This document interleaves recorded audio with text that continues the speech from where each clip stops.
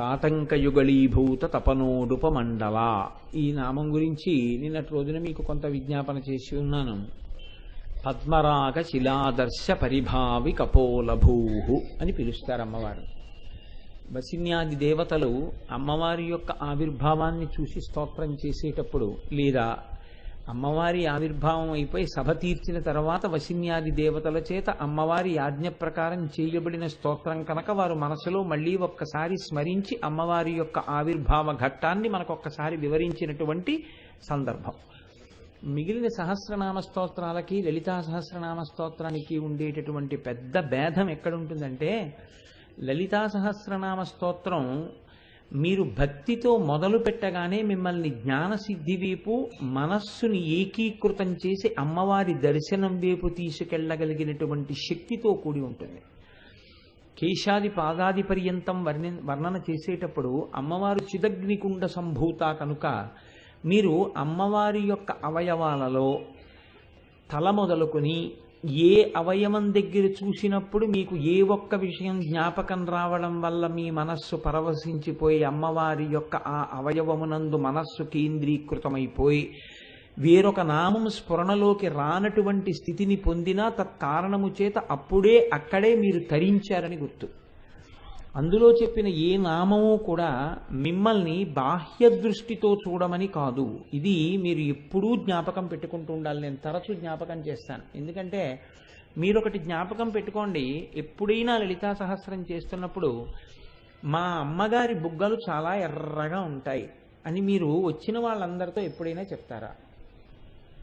మీరు నా భార్య బుగ్గలు ఎర్రగా ఉంటాయండి అని చెప్పను. నేనేమిటి, ఎవరూ చెప్పరు లోకంలో, అలా ఏ మూఢుడు చెప్పడు. కానీ అటువంటిది తల్లి అందాన్ని కొడుకు చెప్తాడా?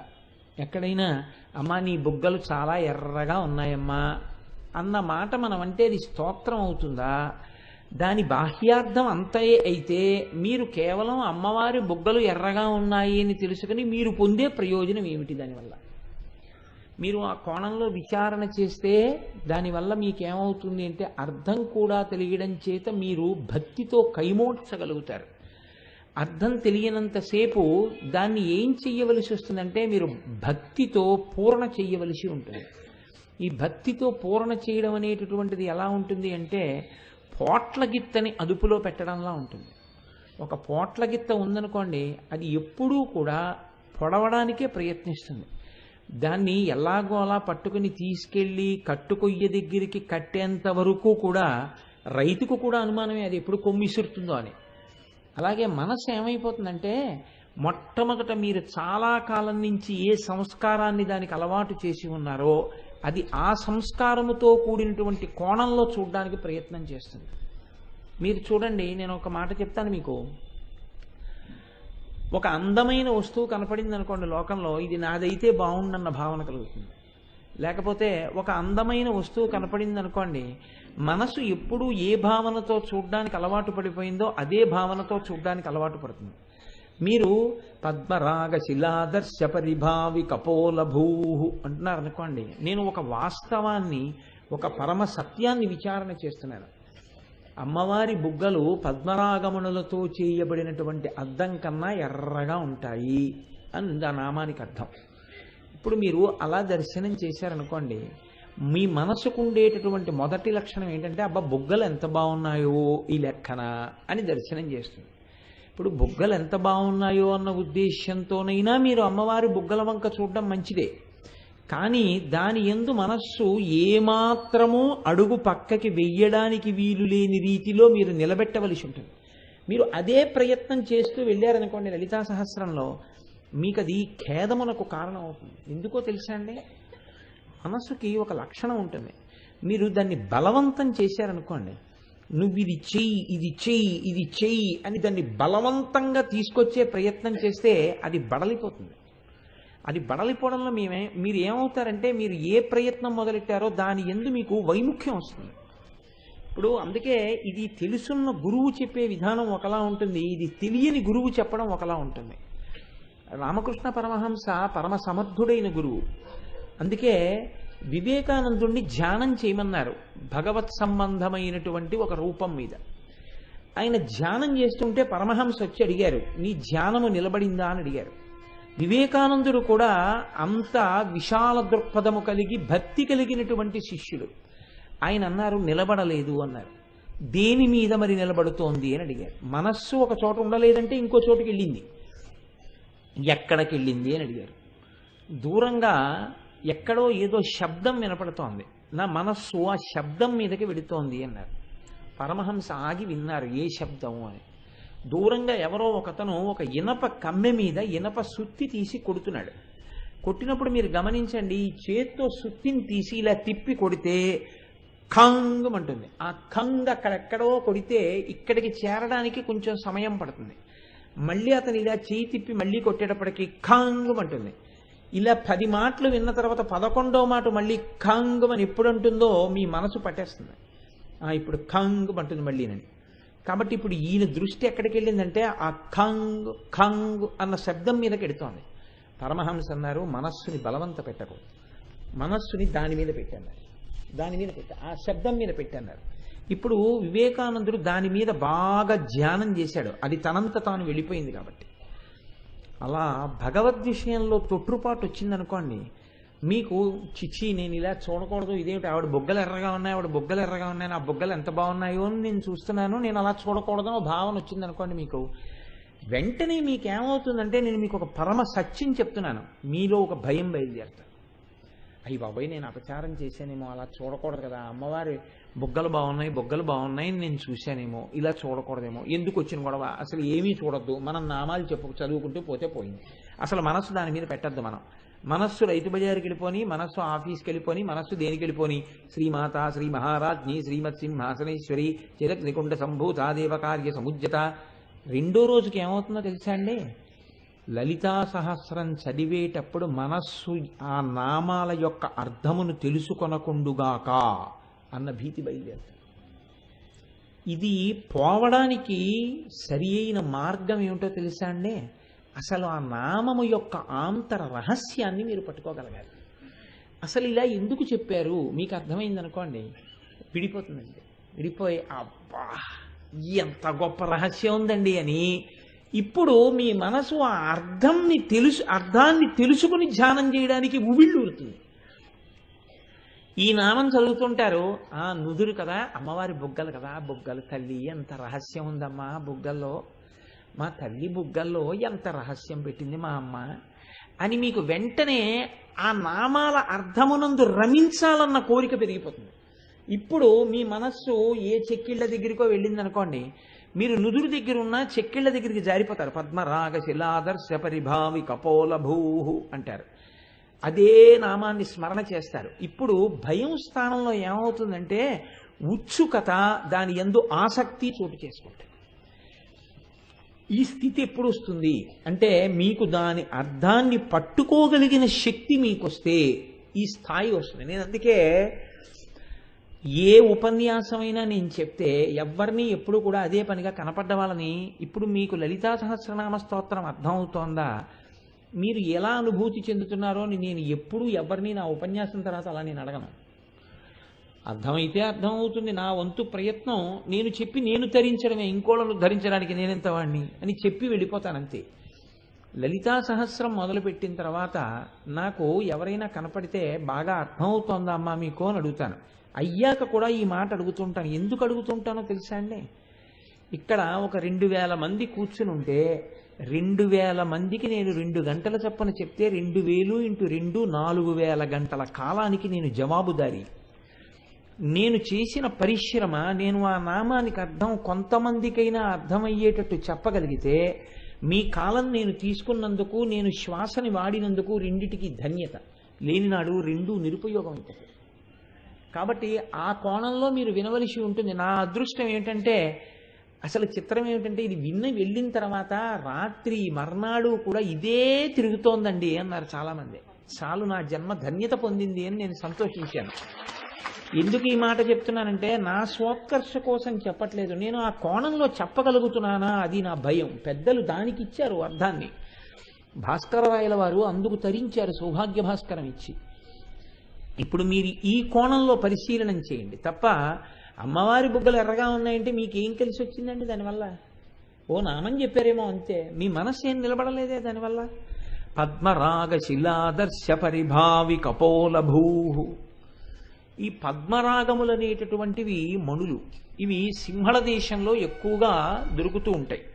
ఈ పద్మరాగమణులకు ఉండేటటువంటి లక్షణం ఏమిటంటే ఇవి చాలా ఎర్రగా ఉంటాయి. సాధారణంగా మనకి అద్దము అని ఒకటి తయారు చేస్తూ ఉంటారు. ఈ అద్దము కేవలము ఇటువైపు నుంచి చూస్తే అటువైపునున్న వస్తువు కనిపించేది అద్దం అసలు. కానీ అద్దము అన్న మాట ఎప్పుడైనా మీరు చూసుకోవడానికి వాడితే అప్పుడు ఆ అద్దం మీరు ఇలా పెట్టుకుంటే మీ ముఖం కనపడకుండా అవతల వైపుకున్న వాళ్ళ ముఖం కనపడితే దాన్ని అప్పుడు అద్దం అనరు మీరు. కారుకి వాడే అద్దానికి మిమ్మల్ని మీరు దిద్దుకోవడానికి వాడుకునే అద్దానికి ఓ తేడా ఉంటుంది. మీరు బాగా పట్టుకోవలసి ఉంటుంది ఈ రహస్యాన్ని. ఇప్పుడు నేను మా దొరగారి కారులో వస్తున్నప్పుడు మా దొరగారి కారులో ఉన్నటువంటి అద్దం, ఎదురుగుండా ఉన్న అద్దం, నా ముఖం దొరగారి ముఖం రెండే కనపడ్డాయి అనుకోండి. అందులో నేను మా ఇంటి నుంచి ఇక్కడికి రావడం కుదరదు కదండి. ఆ అద్దంలోంచి ఏం కనపడతాయి? ఎదురుగుండా ఉన్న వాళ్ళు కనపడతారు.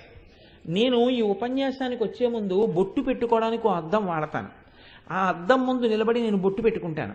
ఆ బొట్టు పెట్టుకుంటున్న అద్దం, ఆ అద్దానికి అవతల వాళ్ళు కనపడరు, నేనే కనపడతాను. మీరు కొంచెం పట్టుకునే ప్రయత్నం చేయండి. ఇదేం పెద్ద విషయమేం కాదు, పెద్ద సిద్ధాంతము లేదు అందులో. మీరు చాలా ప్రాజ్ఞులు, నా తాపత్రయమే కానీ మీరు ఎందుకు పట్టుకోలేరు. కాబట్టి రెండూ అద్దాలే, రెండిటికి అద్దమే. రెండూ అద్దం అయితే ఇటువైపు నుంచి అటువైపుకి కనపడినది అద్దం, ఎదురుగుండా నిలబడితే అటువైపుది కనపడకుండా మీరే కనపడింది అద్దం. ఈ నామంలో అంటున్నారు పద్మరాగ శిలాదర్శ పరిభావి కపోలభూ. ఇప్పుడు పద్మరాగమణులతో చేశారు ఈ అద్దాన్ని. మన బింబం మనకి కనపడాలి అంటే, మన ప్రతిబింబం కనపడాలి అంటే అద్దం వెనకాతల ఒక ఎర్రటి రసాయన పదార్థాన్ని రాస్తారు. రాస్తే కిరణము ఆ అద్దం గుండా అవతలకి వెళ్లకుండా మన ముఖం నుంచి బయలుదేరినటువంటి కిరణం అద్దం మీద పడి పరావర్తనం చెందుతుంది. పరావర్తనం చెందితే బింబము ప్రతిబింబంగా కనపడుతుంది. కనపడితే ఇప్పుడు మీరు బొట్టు సరిగ్గా పెట్టుకోలేదు అనుకున్నాను అనుకోండి, ప్రతిబింబానికి పెట్టరు. అద్దంలో ప్రతిబింబానికి బొట్టు బాగా దిద్దితే బింబం ఎప్పటికి దిద్దపడుతుంది? ప్రతిబింబమును ఎందుకు చూస్తారంటే బింబమును దిద్దుకోవడానికి వాడుకుంటారు కదండి. ప్రతిబింబము బింబమును దిద్దుబాటు కొరకు. ఇప్పుడు ఈ అద్దం బయట వాళ్ళని చూడడానికి ఉపయోగించడానికి అవసరమున్న అద్దం చెప్తున్నట్ట, అందులో ఏదైనా ఒక ప్రతిబింబం కనపడే అద్దం గురించి చెప్తున్నట్ట. అసలు ముందే ఈ రెండిటిలో ఏ తేడా ఉందా నామంలో మీరు గమనించండి. మామూలు అద్దం అనుకోండి, వసిన్యాది దేవతలంత అమాయకులు కారు, మామూలు అద్దం చెప్తారు. ఇటువైపు నుంచి చూస్తే అటువైపు వాళ్ళు కనపడుతున్నారని చెప్తారు. వాళ్ళు ఆ అద్దం చెప్పట్లేదని మీకు తెలిసిపోతుంది. అలా ఉంటే అమ్మవారి బుగ్గల్లోంచి మీరు చూసినప్పుడు ఏం కనపడాలి? లోపల ఉన్నటువంటి నోరు కనపడాలి. నోరు కనపడాలి, యువతల దవడలో యువతల బుగ్గ లోపలి భాగం ఎర్రగా కనపడాలి. అది ఎలా సరిపోతుంది? సరిపోదు. ఈ బుగ్గ పైభాగం ఒక్కటే చెప్పాలంటే ఎర్రటి మెరుపుతో కూడినటువంటి వేరొక పదార్థం ఏదైనా చెప్పాలి. చెప్పి ఇలా మెత్తగా ప్రకాశవంతంగా అందంగా ఉంది అని ఏదో ఒక ఉపమానం తీసుకొచ్చి అక్కడ వేసి చెప్పాలి. కానీ వాళ్ళు అద్దాన్ని చెప్తున్నారు, అద్దమే పట్టుకున్నారు. కాబట్టి ఇప్పుడు ఏమై ఉండాలి? లోపలది చెప్పకూడదు అనుకుంటే దీన్ని అద్దంగా చెప్తే ఇప్పుడు ఈ అద్దం పక్కన ఎవరుంటారో వాళ్ళ ప్రతిబింబం ఇందులో కనపడే అద్దమై ఉండి ఉండాలి. అది ఖచ్చితంగా కదండి. ఇప్పుడు దీన్ని అద్దం చేశారు, లోపలది కనపడడం ప్రయోజనం కాదు. దీన్ని ఏ అద్దంగా ఉంచాలి అంటే దీని పక్కన కూర్చున్న వాళ్ళ ప్రతిబింబం ఇందులో కనపడాలి. కాసేపు మీరు మర్చిపోండి కోటేశ్వరరావు బుగ్గ అని మర్చిపోండి. ఇది ఒక అద్దం అనుకోండి. ఇక్కడ అద్దం ఉంది. అద్దం ఉంటే ఇప్పుడు నా పక్కకు వచ్చి నా భార్య కూర్చుంది అనుకోండి. ఉదాహరణకి కుడి పక్కన కూర్చుంది కాసేపు, ఏదో మర్యాదకి అంతే, అది అలా వైదికమా వదిలేయండి, పక్కన కూర్చుంది. ఇప్పుడు నా బుగ్గ అద్దం అయితే నా బుగ్గలో ఎవరు కనపడతారు? అది పెద్ద విశేషం ఏంటంటే ఎవరు కనపడతారు? నా భార్య కనపడుతుంది. ఆ నా భార్య యొక్క ప్రతిబింబము ఈ అద్దంలో కనపడుతుంది. అమ్మవారి బుగ్గను ఎందుకు పద్మరాగమణులతో కూడిన అద్దం చేసినట్టు? ఇది మీరు పట్టుకోవాల్సి ఉంటుంది. ఇది రహస్యం ఆ నామానికి. ఇప్పుడు అమ్మవారి యొక్క చిక్కిలిని, అమ్మవారి యొక్క గండస్థలాన్ని వాళ్ళు మామూలు అద్దంతో చెప్పలేదు. ఇటువంటి అద్దం అంటున్నారు పద్మరాగ శిలాదర్శ పరిభావి కపోలభూ. ఆదర్శ అన్న మాటకి అమరకోశం అద్దము అని వ్యాఖ్యానం చేస్తుంది, దర్పణము అని చెప్తుంది. పద్మరాగమణులతో చేయబడిన అద్దమును తిరస్కరించినది. పోని పద్మరాగమణులతో చేసిన అద్దంలా ఉందన్నారా? అనలేదు. పద్మరాగమణులతో చేయబడినటువంటి ఒక అద్దం ఉందని మీరు అనుకుంటే ఆ మణులతో చేయబడిన అద్దము ఎంత అందంగా ఉండి ఉంటుందో అటువంటి అందమును తిరస్కరించగలిగినటువంటి చెక్కిళ్ళు ఉన్నటువంటి తల్లి. ఇది ఆ నామానికి అర్థం. ఏమిటి చెప్పదలుచుకున్నారు వసిన్యాది దేవతలు ఇందులో?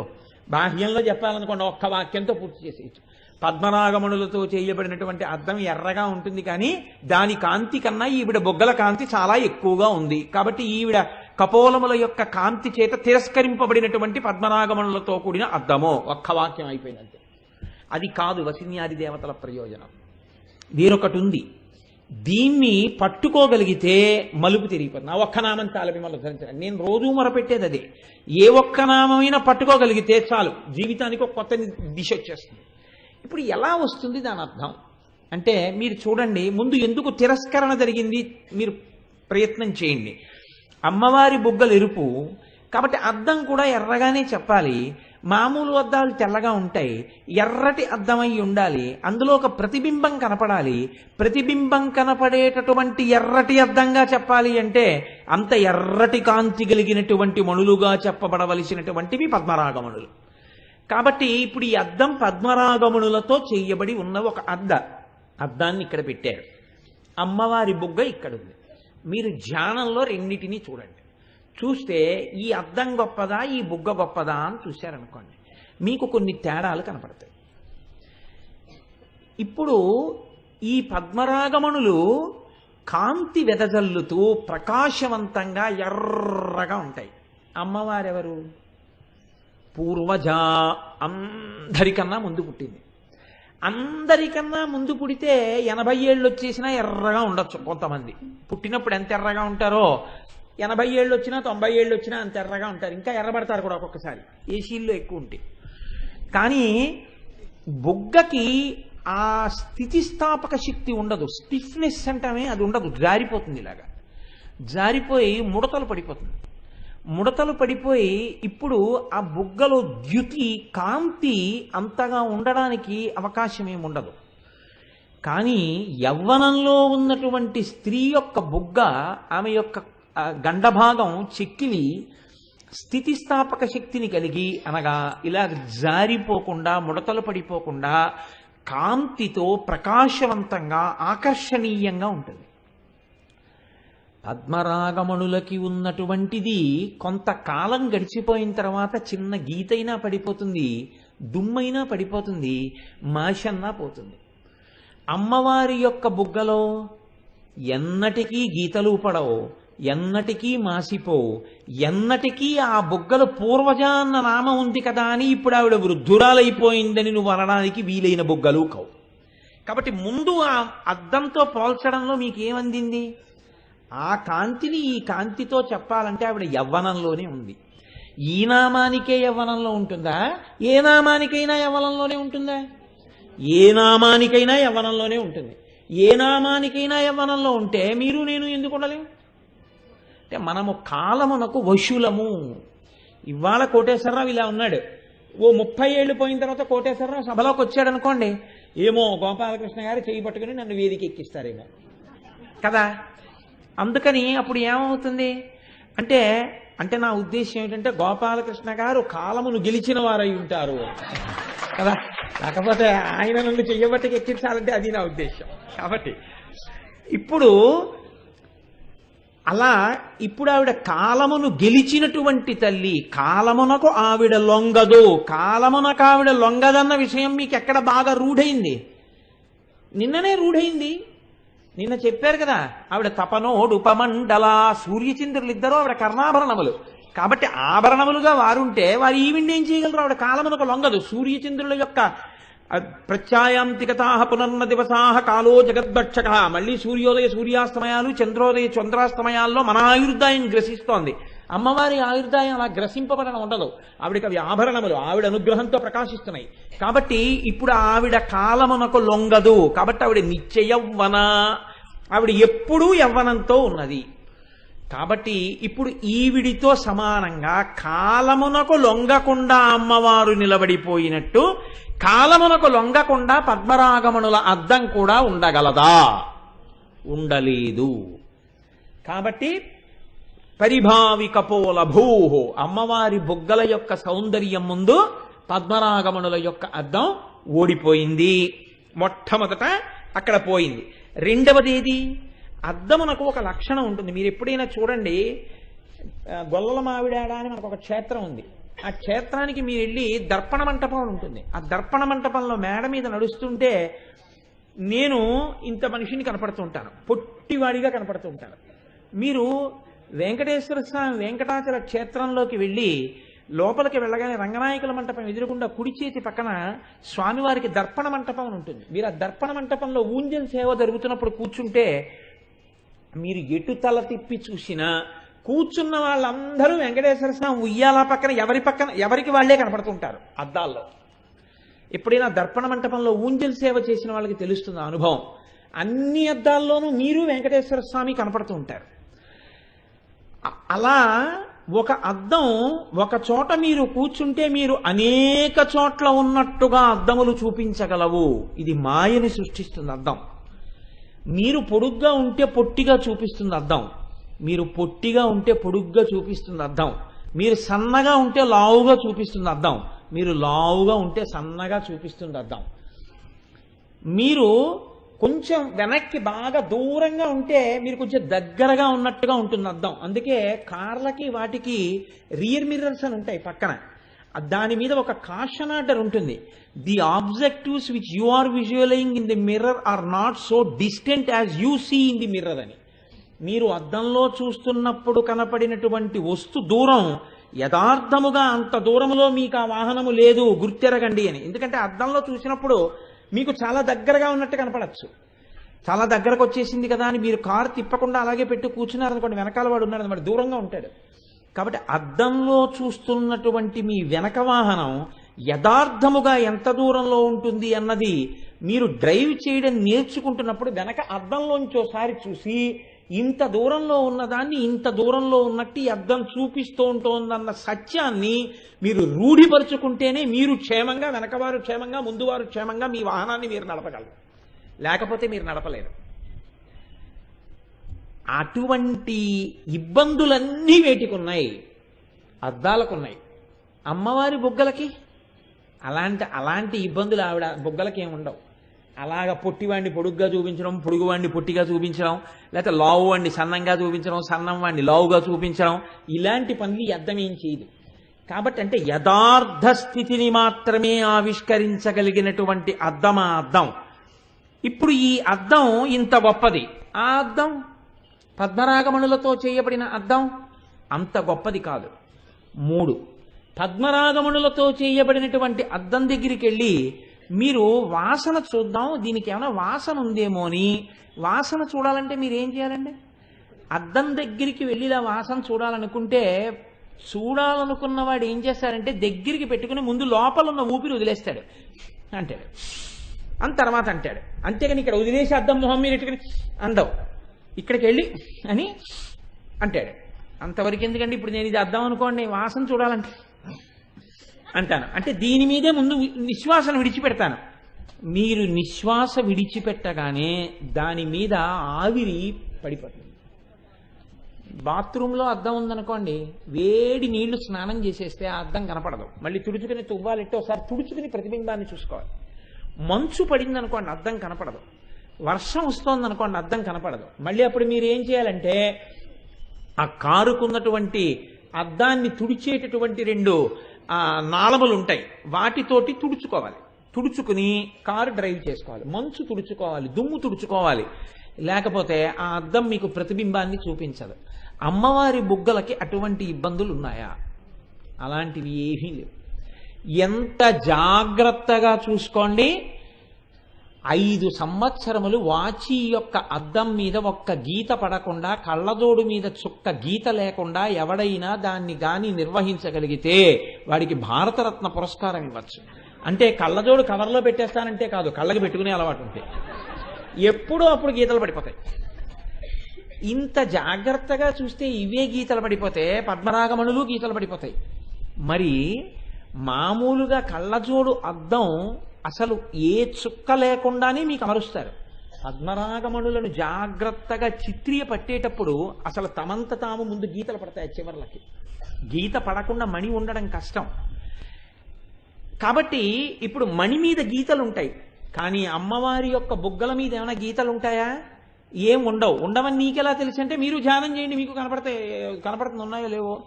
అమ్మవారి బుగ్గల మీద గీతలు ఏమి ఉండవు. కాబట్టి ఇప్పుడు పద్మరాగమణులతో చేయబడినటువంటి అద్దము అమ్మవారి యొక్క బుగ్గలనబడేటటువంటి అద్దము ముందు ఓడిపోయిందా లేదా? ముందు అక్కడ వరకు రండి. అక్కడ వరకు వస్తే ఏమైంది? ఇది అద్దం అది అద్దం అని మీరు ఒప్పుకున్నారు, కానీ ఈ అద్దం ముందు ఆ అద్దం నిలబడలేదు అని కూడా ఒప్పుకున్నారు. కాబట్టి పద్మరాగ శిలాదర్శ పరిభావి కపోలభూ. బాగుందండి, మీరు ఇంత చెప్తున్నారు కదా, ఆ అద్దంలో మేం కనపడతామా? పద్మరాగమణులతో చేయబడిన అద్దంలో మీరు నించున్నా నేను నించున్నా కనపడతాం. మణి సదృశ్యమైన ఉంటాయండి. అందుకే మణి రాయే. మణి అంటే ఏదో కాదు, మణులన్నీ రాళ్లే. రాళ్ళు ఏవి ప్రతిబింబమును బాగా చూపించగలవో వాటికి విలువ ఎక్కువ ఉంటుంది. అందుకే చూడండి, గ్రానైట్కి విలువ ఎక్కువ. మార్బుల్ కన్నా గ్రానైట్కి విలువ ఎక్కువ. ఎందుకంటే మీరు గ్రానైట్ షాప్కి వెళ్తే వాడు ఒకటే చెప్తాడు, మీ నీడ కనపడుతుందండి ఇందులో అంటాడు. మీరు చూడండి, చాలా విలువైన రాయి మీరు ఫ్లోరింగ్ చేసుకుంటే వెంటనే ఉంటాడంటే, ఏం వేస్తారు మీరు నడుస్తుంటే మీ నీడ కనపడుతుందండి అంటాడు. మీ నీడ కనపడుతుంది అనగానే రాతికి విలువ పెరిగిందనమాట. ఇప్పుడు పద్మరాగమణుల అద్దంలోనూ ప్రతిబింబం కనపడుతోంది, అమ్మవారి బుగ్గలనబడేటటువంటి అద్దంలోనూ ప్రతిబింబం కనపడుతోంది. ప్రతిబింబం కనపడాలంటే చెయ్యవలసింది ఏమిటి? ఒక్కటే, అద్దం ముందు మీరు నించోవాలంతే. ఇంకా మీరు చేయవలసింది ఏం లేదు. అద్దం ఇక్కడుంటే మీరు అక్కడ నిలబడి నా ప్రతిబింబం కనపడలేదని ఏడిస్తే ఏం కనపడుతుంది? మీరు అద్దం ముందుకు రావాలి. మీరు అద్దం ముందుకు వస్తే మీ ప్రతిబింబం కనపడుతుంది. అమ్మవారి బుగ్గల పక్కకి వెళ్ళి అమ్మవారి బుగ్గలలో ప్రతిబింబము చూసుకోగలిగినంత శక్తి ఎవరికైనా ఉంటుందా? ఇక్కడుందా నామానికి ఉన్నటువంటి రహస్యం అంతా. అంటే ఈవిడ బుగ్గలు అద్దాల్లా ఉన్నాయి, ఎంత బాగున్నాయో ఈ అద్దాలు, నా ప్రతిబింబం చూసుకుంటాను అని మీరు ఆవిడ బుగ్గల దగ్గరికి వెళ్ళి నిలబడగానే అమ్మవారిని అమ్మవారిగా చూడడం మరిచిపోయినట్టు లెక్క. కాబట్టి ఇప్పుడు మీకు బుగ్గల్లో మీ ప్రతిబింబం కనపడడం కాదు, అమ్మవారు మీ బుద్ధిని సంస్కరించవలసిన అవసరం వస్తుంది కదండి. పూజనీయమైన వస్తువు పూజనీయమైన వస్తువే, మీకెప్పటికీ అది పూజనీయమైన వస్తువే. మరి ఇప్పుడు ప్రతిబింబం చూసుకోవడానికి యోగ్యమైన వస్తువు ఎవరికి? అది అర్థం ఎవరు చూసుకోవాలి? శివుడు ఒక్కడే చూసుకోవాలి. శివుడు ఎప్పుడు చూసుకుంటాడండి? ఆయనకి ఇంకా అద్దాలు ఉండవు ఇంట్లో. అదే పని ఏమిటి? ఈవిడ బుగ్గల్లో అద్దం, ఈవిడ బుగ్గల్లో చూసుకుని బొట్టెట్టుకోవడం, ఈవిడ బుగ్గల్లో చూసుకుని విభూతి రాసుకోవడం చేసుకున్నాడు అనుకోండి, మీరు నేను ప్రమదగణాలు అందరూ ఏమనుకుంటారు? మనమేనేమండి ఏదో శుభ్రంగా ఇంట్లో బొట్టెట్టుకొస్తున్నాం, ఈయన ఆవిడ పక్కన కూర్చుని ఆవిడ బుగ్గల్లో చూసుకుని విభూతి రాసుకుంటాడు, బొట్టెట్టుకుంటాడు అనుకుంటారు కదా. ఎలా వచ్చి కూర్చుని ఆయన చూసుకుంటాడు? ఆయనకి చూసుకోవలసిన అవసరమే ఉంది. ఇక్కడ ఉన్న పెద్ద ఇబ్బంది ఎందుకు వచ్చిందంటే, ఈ నామం ఎందుకు ఇలా వచ్చిందో తెలుసా అండి? ఆ అద్దంలో చూసుకోగలిగిన శక్తి ఉన్నవాడు శివుడు ఒక్కడే. శివుడు ఒక ఆడదాని బుగ్గల దగ్గరికి వచ్చి బుగ్గల్లో చూసి తన యొక్క ప్రతిబింబాన్ని దర్శనం చేసుకుని పొంగిపోయి దిద్దుకోవాలంటే, అసలు ఆడదాని బుగ్గల వంక చూసి తన ప్రతిబింబాన్ని చూసుకుని తన బింబాన్ని దిద్దుకోవాలి అంటే తన దేహమునందు మమకారం ఉండాలి. నాకు తలకాయ దువ్వుకుందామన్న భావన ఎప్పుడు ఉంటుంది అంటే, నాకు నా శిరోజములను సంస్కరించుకోవాలన్న భావన ఉంటే, నేను ఒక తపస్సులో ఉన్నాననుకోండి, ఆ తల పెరిగిపోతున్నా తల జడలు కట్టేస్తున్నా నాకు దానితో సంబంధం ఏముండదు. అలాగే శివుడు అంటే ఎప్పుడూ తనలో తాను రమిస్తూ ఉండిపోయేవాడు. ఆయన ఎప్పుడు బహిర్ముఖుడు కాడు. ఎప్పుడు ఇలా కూర్చుని ఆనందం బయట ఉండదు ఆయనకి. ఆయనకేమిటి, ఎవరికైనా అంతే. ఆనందం లోపల ఉంటుంది. తన లోపలే ఉన్న ఆనందంలో తాను రమిస్తూ ఆత్మయందు రమిస్తూ ఆత్మారాముడై ఉంటాడు. శివుడనగా బహిర్ముఖుడు కానివాడు. బహిర్ముఖుడు కానటువంటి శివుడు అసలు ఆవిడ బుగ్గల పక్కన కూర్చుంటే కదా ప్రతిబింబం పడ్డాం. అంటే ఇప్పుడు పద్మరాగమునులతో చేయబడిన అద్దం ఓడిపోయిందా, అమ్మవారి బుగ్గలు ఓడిపోయా? తన భర్తని తన పక్కన కూర్చోపెట్టుకోలేకపోయింది అనుకోండి, ఇప్పుడు ఎవరు ఓడిపోయినట్టు? మీరు కొంచెం దీన్ని చాలా జాగ్రత్తగా గమనించవలసి ఉంటుంది. ఈ నామాన్ని ఒక భార్య ఏడిచింది అనుకోండి, ఎన్నడూ ఆయన ఇంటికి రారు, ఆయన నా పక్కన కూర్చోరు, నాతో కలిసి కనీసం ఒక్క పూజ చేయరు, ఎన్నడూ నా చేతితో గుప్పెడు అన్నం కూడా తినరు అని ఒక భార్య ఏడ్చింది అనుకోండి. ఇప్పుడు ఆ భార్య భర్తని తన పక్కన కూర్చోపెట్టుకోవడంలో విఫలమైపోయాను అని ఏడుస్తున్నట్టు కదండి. తన పక్కన కూర్చోవలసిన వాడు కూర్చోవట్లేదు అని ఏడుస్తోంది ఆవిడ అని గుర్తు. ఆ బుగ్గలు పద్మరాగమణులతో కూడిన అద్దాలైతే ఆ అద్దంలో చూసుకోనివాడు శివుడైతే ఇప్పుడు ఆ బుగ్గలు ఓడిపోయినట్ట గెలిచినట్ట? ఆలోచించండి. ఇప్పుడు ఆ బుగ్గలు ఓడిపోయాయా గెలిచాయా? ఖచ్చితంగా ఓడిపోయాయి కదండి. ఎందుకంటే శివుడు కూర్చోడు పక్కన. శివుడంటే తనలో తాను రమించేవాడు. తనలో తాను రమించే శివుడు ఎంత భర్త అయినా పక్కన కూర్చోనప్పుడు అమ్మవారి బొగ్గలు పద్మరాగమణులతో కూడినటువంటి అద్దములను గెలిచినటువంటి శోభతో కూడినవైతే మాత్రం ఆవిడ బొగ్గలకు ఒరిగినదేమి? నామం యొక్క గొప్పతనం అది. ఇప్పుడు ఆ కోణంలో మీరు పరిశీలన చేయండి. ఇప్పుడు ఆవిడకు ఒరిగింది ఈ మాట మీరు చెప్పగానే, ఇప్పుడు ఎన్నడూ భర్తృసుఖం ఎరగనటువంటి ఒక స్త్రీ దగ్గరికి వెళ్ళి ఎంత చదువుకున్నావమ్మా, ఎంత సంస్కారమమ్మా, ఎన్ని గొప్ప లక్షణాలు ఉన్నాయమ్మా, ఎంత అందగత్తెవమ్మా అన్నారనుకోండి, ఉత్తర క్షణంలో ఆవిడ పవిటితో కళ్ళు తుడుచుకుంటుంది. ఎందుకో తెలుసా అండి? ఆవిడ అంటుంది అడవినగాచిన వెన్నెల నా అందం అంటుంది. ఎందుకు అంటే ఆవిడ గుణములు కాని, ఆవిడ సంస్కారం కాని, ఆవిడ భక్తి కాని, ఆవిడ పతిని అనుగమించేటటువంటి విధానం కాని, ఆవిడ సౌందర్యం కాని ఆవిడ భర్తని పక్కన కూర్చోబెట్టలేకపోయి అందుకు ఏడుస్తోంది ఆవిడ. అన్నీ ఉన్నాయి. ఇవన్నీ ఎవరి చేత భోగింపబడాలో వాడు పక్కన లేడు. ఇప్పుడు అది ఆవిడ ఓడిపోయాను అని ఏడుస్తోంది జీవితంలో.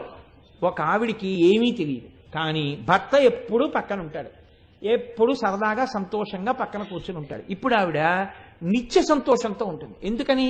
చాలు, నా భర్త మనసు నేను గెలుచుకున్నాను. ఇప్పుడు మీరు ఈ నామం చెప్తే అమ్మవారు సంతోషించాలా, అమ్మవారు బాధపడాలా? చాలా జాగ్రత్తగా ఆలోచించండి. ఇప్పుడు నేను చెప్పిన కోణంలో ఆలోచించండి. పద్మరాగ శిలాదర్శ పరిభావి కపోలభూ అన్నాను నేను.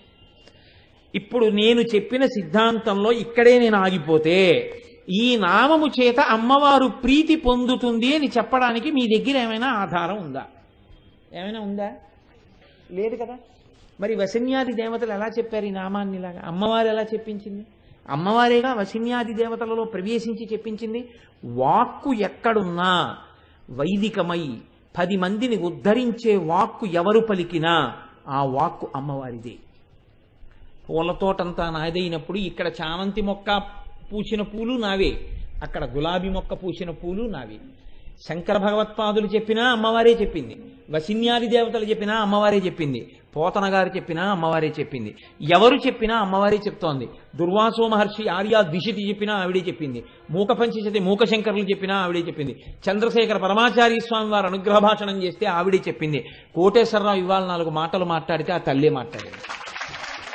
కాబట్టి ఇప్పుడు పద్మరాగశిలాదర్శ పరిభావి కపోలభో ఆవిడ స్తోత్రము అని మీరు ఎలా చెప్పగలుగుతున్నారు? ఆ నామాన్ని పరిశీలనం చేయండి. కాబట్టి నేనంటాను ఆ నామము ధ్యాన సంబంధము అంటాను. మీరు బాగా ధ్యానం చేస్తే తప్ప మీకు అందదు. ఎందుకు అందదు? ఇప్పుడు మీరు వెనక్కి వెళ్ళండి కొంచెం.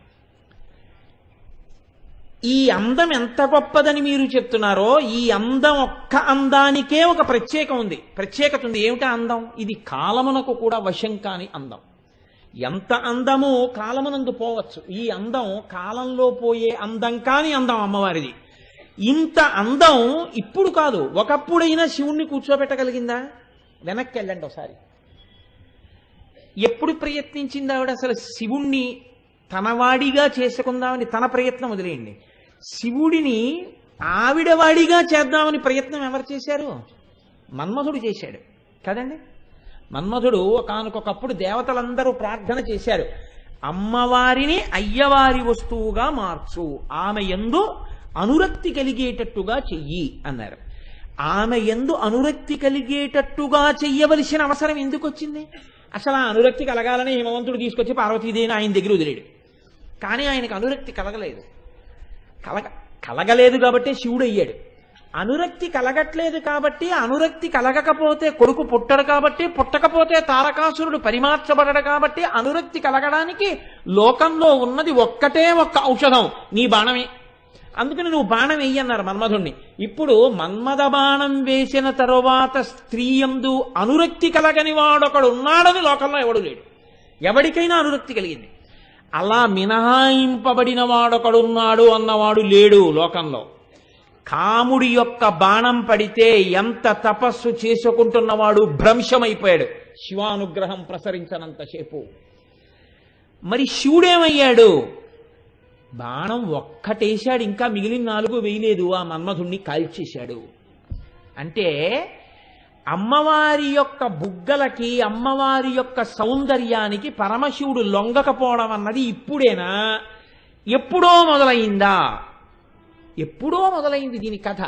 మీరు చూడండి, ఇది మీరు లోక సాధారణమైన విషయాన్ని ఎలా పట్టుకుంటారో అలాగే పట్టుకోవాలి.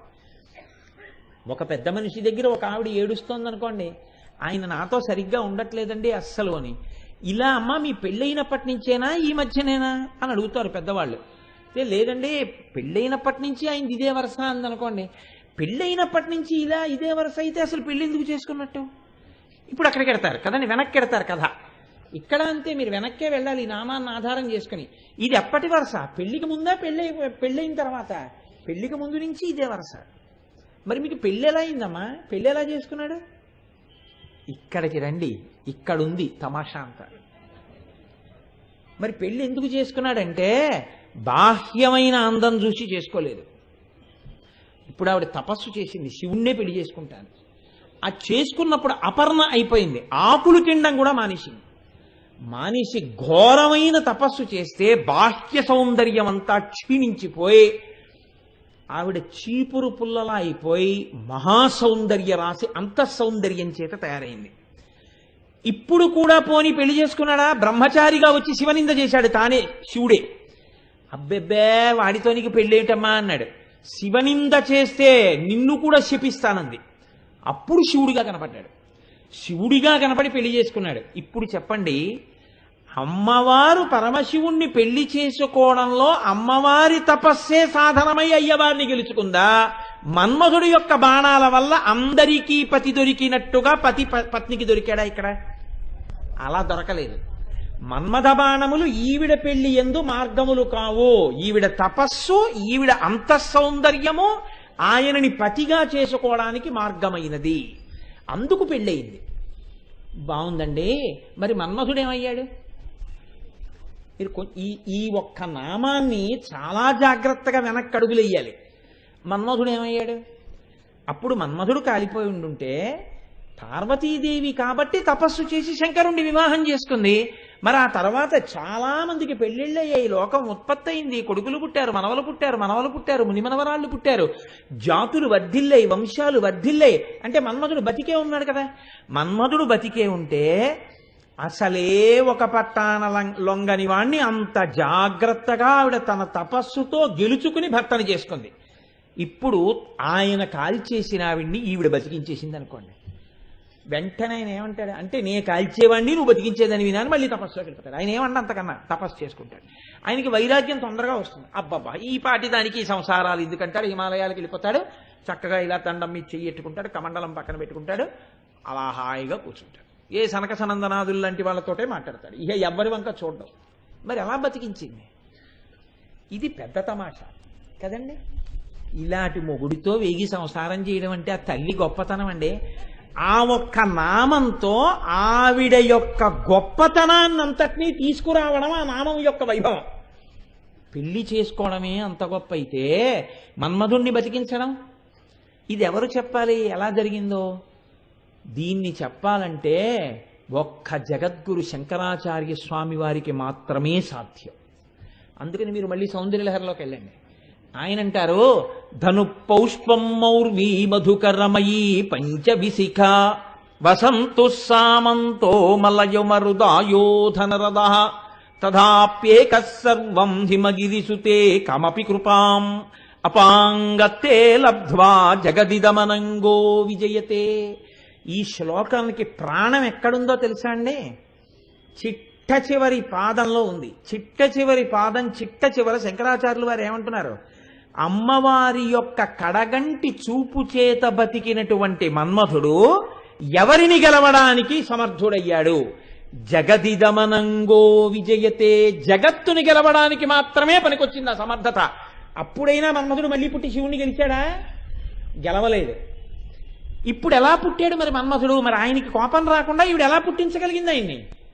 ఇది శంకరాచార్యుల వారి యొక్క శ్లోక చమత్కారం. బలహీనత మన్మథుడిది చెప్తూ బలం అమ్మవారికి చెప్తున్నారు ఆయన. ఇది మీరు పట్టుకోగలగాల ఆ శ్లోకాన్ని. ధను పౌష్పం, పుష్పములతో కూడినటువంటి ధనస్సున్నవాడు మన్మథుడు. అసలు మన్మథుడు పుష్పధనస్సు పట్టుకున్నాడని ఎక్కడుందండి? అసలు ఈ శ్లోకం మొదలెట్టగానే, ఈ విచారణ మీరు చెయ్యడం మొదలు పెట్టగానే పుస్తకం మూసేసి, అయ్యి బాబోయ్ ఇదేమిటండి ఈ శ్లోకం ఇలా ఉందని మళ్ళీ ఏ పండితుడి దగ్గరికో వెళ్ళాలి. వెళ్ళి మన్మథుడు చెరుకు విల్లు కదండి పట్టుకుంటాడు, చెరుకు విల్లే మన్మథుడు పట్టుకుంటాడు, చెరుకు విల్లే అమ్మవారు పట్టుకుంటుంది తప్ప అసలు పుష్పధనస్సు ఎప్పుడు పట్టుకున్నాడు మన్మథుడు? మరి శంకర భగవత్పాదులు జగద్గురువులు కదా, మహానుభావుడు కదా, ధను పౌష్పం అన్న మాట ఎలా రాశారు? పుష్పధనస్సు మన్మథుడు పట్టుకున్నాడని ఎలా రాశారు? చెరుకు విల్లు కదా పట్టుకున్నాడు. అంటే ఆయన శంకర భగవత్పాదులు ఉత్తినే ఏ మాట అనరు. మీరు మళ్ళీ ఆలోచన చేస్తే ఆ ధనస్సు పుష్పములతో కూడిన ధనస్సే.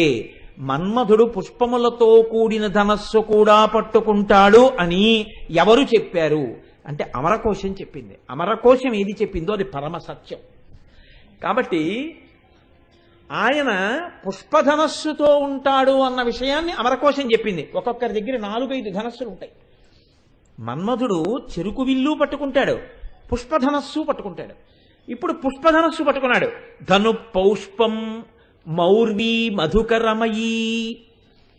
ఆ అల్లెత్రాడో తుమ్మెదలతో చేయబడినటువంటి అల్లెత్రాడు. అల్లెత్రాడు స్థితిస్థాపక శక్తితో ఉండాలి. ఎందుకంటే దాన్ని ఆకర్ణాంతము లాగుతారు, అంటే ఇలా చెవి వరకు లాగుతారు ధనస్సుని, లాగి బాణం వదులుతారు. అది తుమ్మెదలతో చేయబడినటువంటి అల్లెత్రాడు. ముందేమున్నాయి ధనస్సుగా? పువ్వులు ఉన్నాయి. పువ్వులు ఇలా ముందుంటే తుమ్మెదలు మీ అందరూ ఓ వరుసలో ఇలా నించోండి అంటే నించుంటాయి? అసలు అవన్నీ పువ్వుల మీదకి వెళ్ళిపోతాయి. అదో పెద్ద కప్పలు తక్కడే వ్యవహారం కింద ఉంటుంది. ఎప్పటికీ తెమలదు. 1/2 కేజీ కప్పలు ఇవ్వండి అన్నాడు అనుకోండి ఎవడైనా, 1/2 కేజీ రాయి బాగానే ఉంటుంది. ఇక్కడ 3 కప్పలు వేస్తే అది 1/2 కేజీకి లేదని చిన్న కప్ప వంక చూసేటప్పటికి 2 కప్పలు దూకేస్తాయి. 1/2 కేజీ వాడి జన్మలో తూయలేడు. ఎందుకంటే అందుకే కప్పలు తక్కడరా అంటారు. అంటే వాడి పని ఎప్పటికీ అవదు. కారణం ఒక్కటే, వీడు బానే ఉన్నాడు, వీడు ఎప్పటికీ సరిగ్గా ఉండడు. అందుకే ఆ ఇల్లు కప్పలు తక్కడి వ్యవహారం అని అంటారు. కాబట్టి ఇప్పుడు ధను పౌష్పం, ఎదురుగుండా పువ్వులుంటే మధుకరమయీ. తుమ్మెదలు ఎలా ఉంటాయి? ఒక వరసలో ఉండవు, ఒక పువ్వుల మీదకి వెళ్ళిపోతాయి. కాబట్టి ఇప్పుడు ఆ ధనస్సు గొప్పదా బలహీనమైందా? చాలా బలహీనమైన ధనస్సు. ఆ తుమ్మెదలు ఎప్పుడు వెళ్ళిపోతాయో తెలియదు పువ్వుల మీదకి. పైగా పువ్వులతో ధనస్సు ఏమిటండి అసలు? ఆ ధనస్సుని విరగొట్టడానికి అవతలవాడు పెద్ద ధనస్సు ఏం పట్టుకోక్కర్లేదు, ఏ ధనస్సు పట్టుకున్నా చాలు యుద్ధానికి. అంత బలహీనమైన ధనస్సు. ధను పౌష్పం మధుకరమయీ పంచవిశిక. 5 బాణాలే తప్ప 6వ బాణం లేదు మన్మధుడికి. ఈ 5 వేస్తాడు. అవే 5 పుష్ప బాణాలు. ఏదో అశోకము, కూటము, నవమల్లికము, నీలోత్పలము అనేటటువంటివి ఒక 5 పువ్వుల బాణాలు ఉంటాయి ఆయన దగ్గర. ఈ 5 పువ్వుల బాణాలే వేస్తూ ఉంటాడు. లోకంలో ఎవరికైనా పువ్వులతో కొడతట్టండి ఆయన అంటే సంతోషం. వెళ్ళి 4 పువ్వులతో కొడి తెచ్చుకుంటే అయిపోతుంది. కాబట్టి ఈయన పువ్వుల బాణాలు వేస్తాడు. అదో బలహీనత. ధను పౌష్పం మధుకరమయీ పంచవిశిక వసంతు సామంతో. సామంతుడంటే చిలికాడు. పక్కన ఉండే స్నేహితుడు చాలా గట్టివాడండి. ఒక్కొక్కసారి లోకంలో ఎలా ఉంటుందంటే, పక్కన ఉన్న వాడి యొక్క బలం ఆశ్రయించినటువంటి వాడికి బలంగా మారుతుంది. వాడికి సహజంగా బలం ఉండదు, కానీ తాను ఎవరిని ఆశ్రయించి ఉన్నాడో వాడి బలం చేత తనకన్నా బలవంతుణ్ణి అధిక్షేపిస్తాడు. దీనికి ఒక ఉదాహరణ చెప్తుంటారు పెద్దలు. శేషుడికి గరుడు అంటే చాలా భయం. ఎందుకంటే సహజంగా శేషుడు పాము, గరుడు సర్ప విరోధి. అందుకని ఒక్క సభామంటపంలో స్వామివారు ఉండగా శేషుడు అక్కడికి వెళ్ళట. ఎందుకు వెళ్ళడంటే గరుడు సభామంటపానికి తీసుకెళ్తాడు, సభామంటపం నుంచి బయటికి తీసుకెళ్తాడు. అక్కడ ఆయనది అధికారం.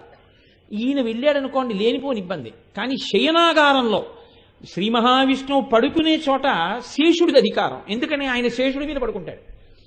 ఒకానొక నాడు ఎందుకో అకస్మాత్తుగా ఒక మాట చెప్పడానికి శేషుడు శ్రీ మహావిష్ణువు యొక్క పాలసముద్రానికి వచ్చారు మాట చెప్దామని. ఇప్పుడు ఈ శేషుడు అన్నాడు, అలాగే పడుకుని గరుత్మంతుడిని చూసి, hello Garuda how are you అన్నాడు. అంటే ఓయ్ గరుత్మంత ఎలా ఉన్నావు, బాగున్నావా అన్నాడు. వీళ్ళ మాట అనడమే. ఇప్పుడు గరుత్మంతుడు అనుకున్నట్టు, అవునులే స్థానబలం, స్వామి నీ మీద పడుకుని ఉన్నారుగా, ఏమైనా అంటావు అని. ఇప్పుడు బాగున్నానండి అన్నాడు. ఎందుకని? పైన శ్రీ మహావిష్ణువు పడుకున్నారు. మీరు ఒక వస్తువుని ఆశ్రయించి ఉన్నారనుకోండి, అది చాలా బలమైన వారు మీ వెనకాతలు ఉన్నారనుకోండి, మీ జోలికి రావడానికి భయపడతారు. ఆయన్ని మనం ఏం చేయలేమండి బాబా, ఆయన వెనకాల మినిస్టర్ గారు ఉన్నారంటారు కదండి. పోనీ మన్మధుడి వెనకాతలు అలా ఏమైనా బలమైన వాడు ఉన్నాడా? వసంతు సామంతో, వసంతుడు ఆయనకి చిలికాడు. ఈ వసంతుడు ఎప్పుడు ఉంటాడు? చైత్ర వైశాఖ మాసములు వసంత ఋతువు, అప్పుడే ఉంటాడు. చైత్ర వైశాఖ మాసాలు వెళ్ళిపోయాయి అనుకోండి, మళ్ళీ వచ్చే వరకు కనపడ్డాయి. ఇంత గొప్ప చెలికాడు, మళ్ళీ పిలిస్తే పలకడు, సెల్కి నెంబరు లేదు, ల్యాండ్ ఫోను లేదు, కాబట్టి దొరకడం. కాబట్టి వసంతు సామంతో మలయమరుదాయోధనరథ, మలయ పర్వతం మీద ఉండేటటువంటి గంధపు చెట్ల మించి వచ్చేటటువంటి సువాసన ఆయనకి రథంగా ఉంటుంది. ఈ గంధపు చెట్ల మించి వచ్చేటటువంటి గాలి మనిష్టం వచ్చినట్టు వెళ్ళదు, దాని ఇష్టం వచ్చినట్టు వెడుతుంది.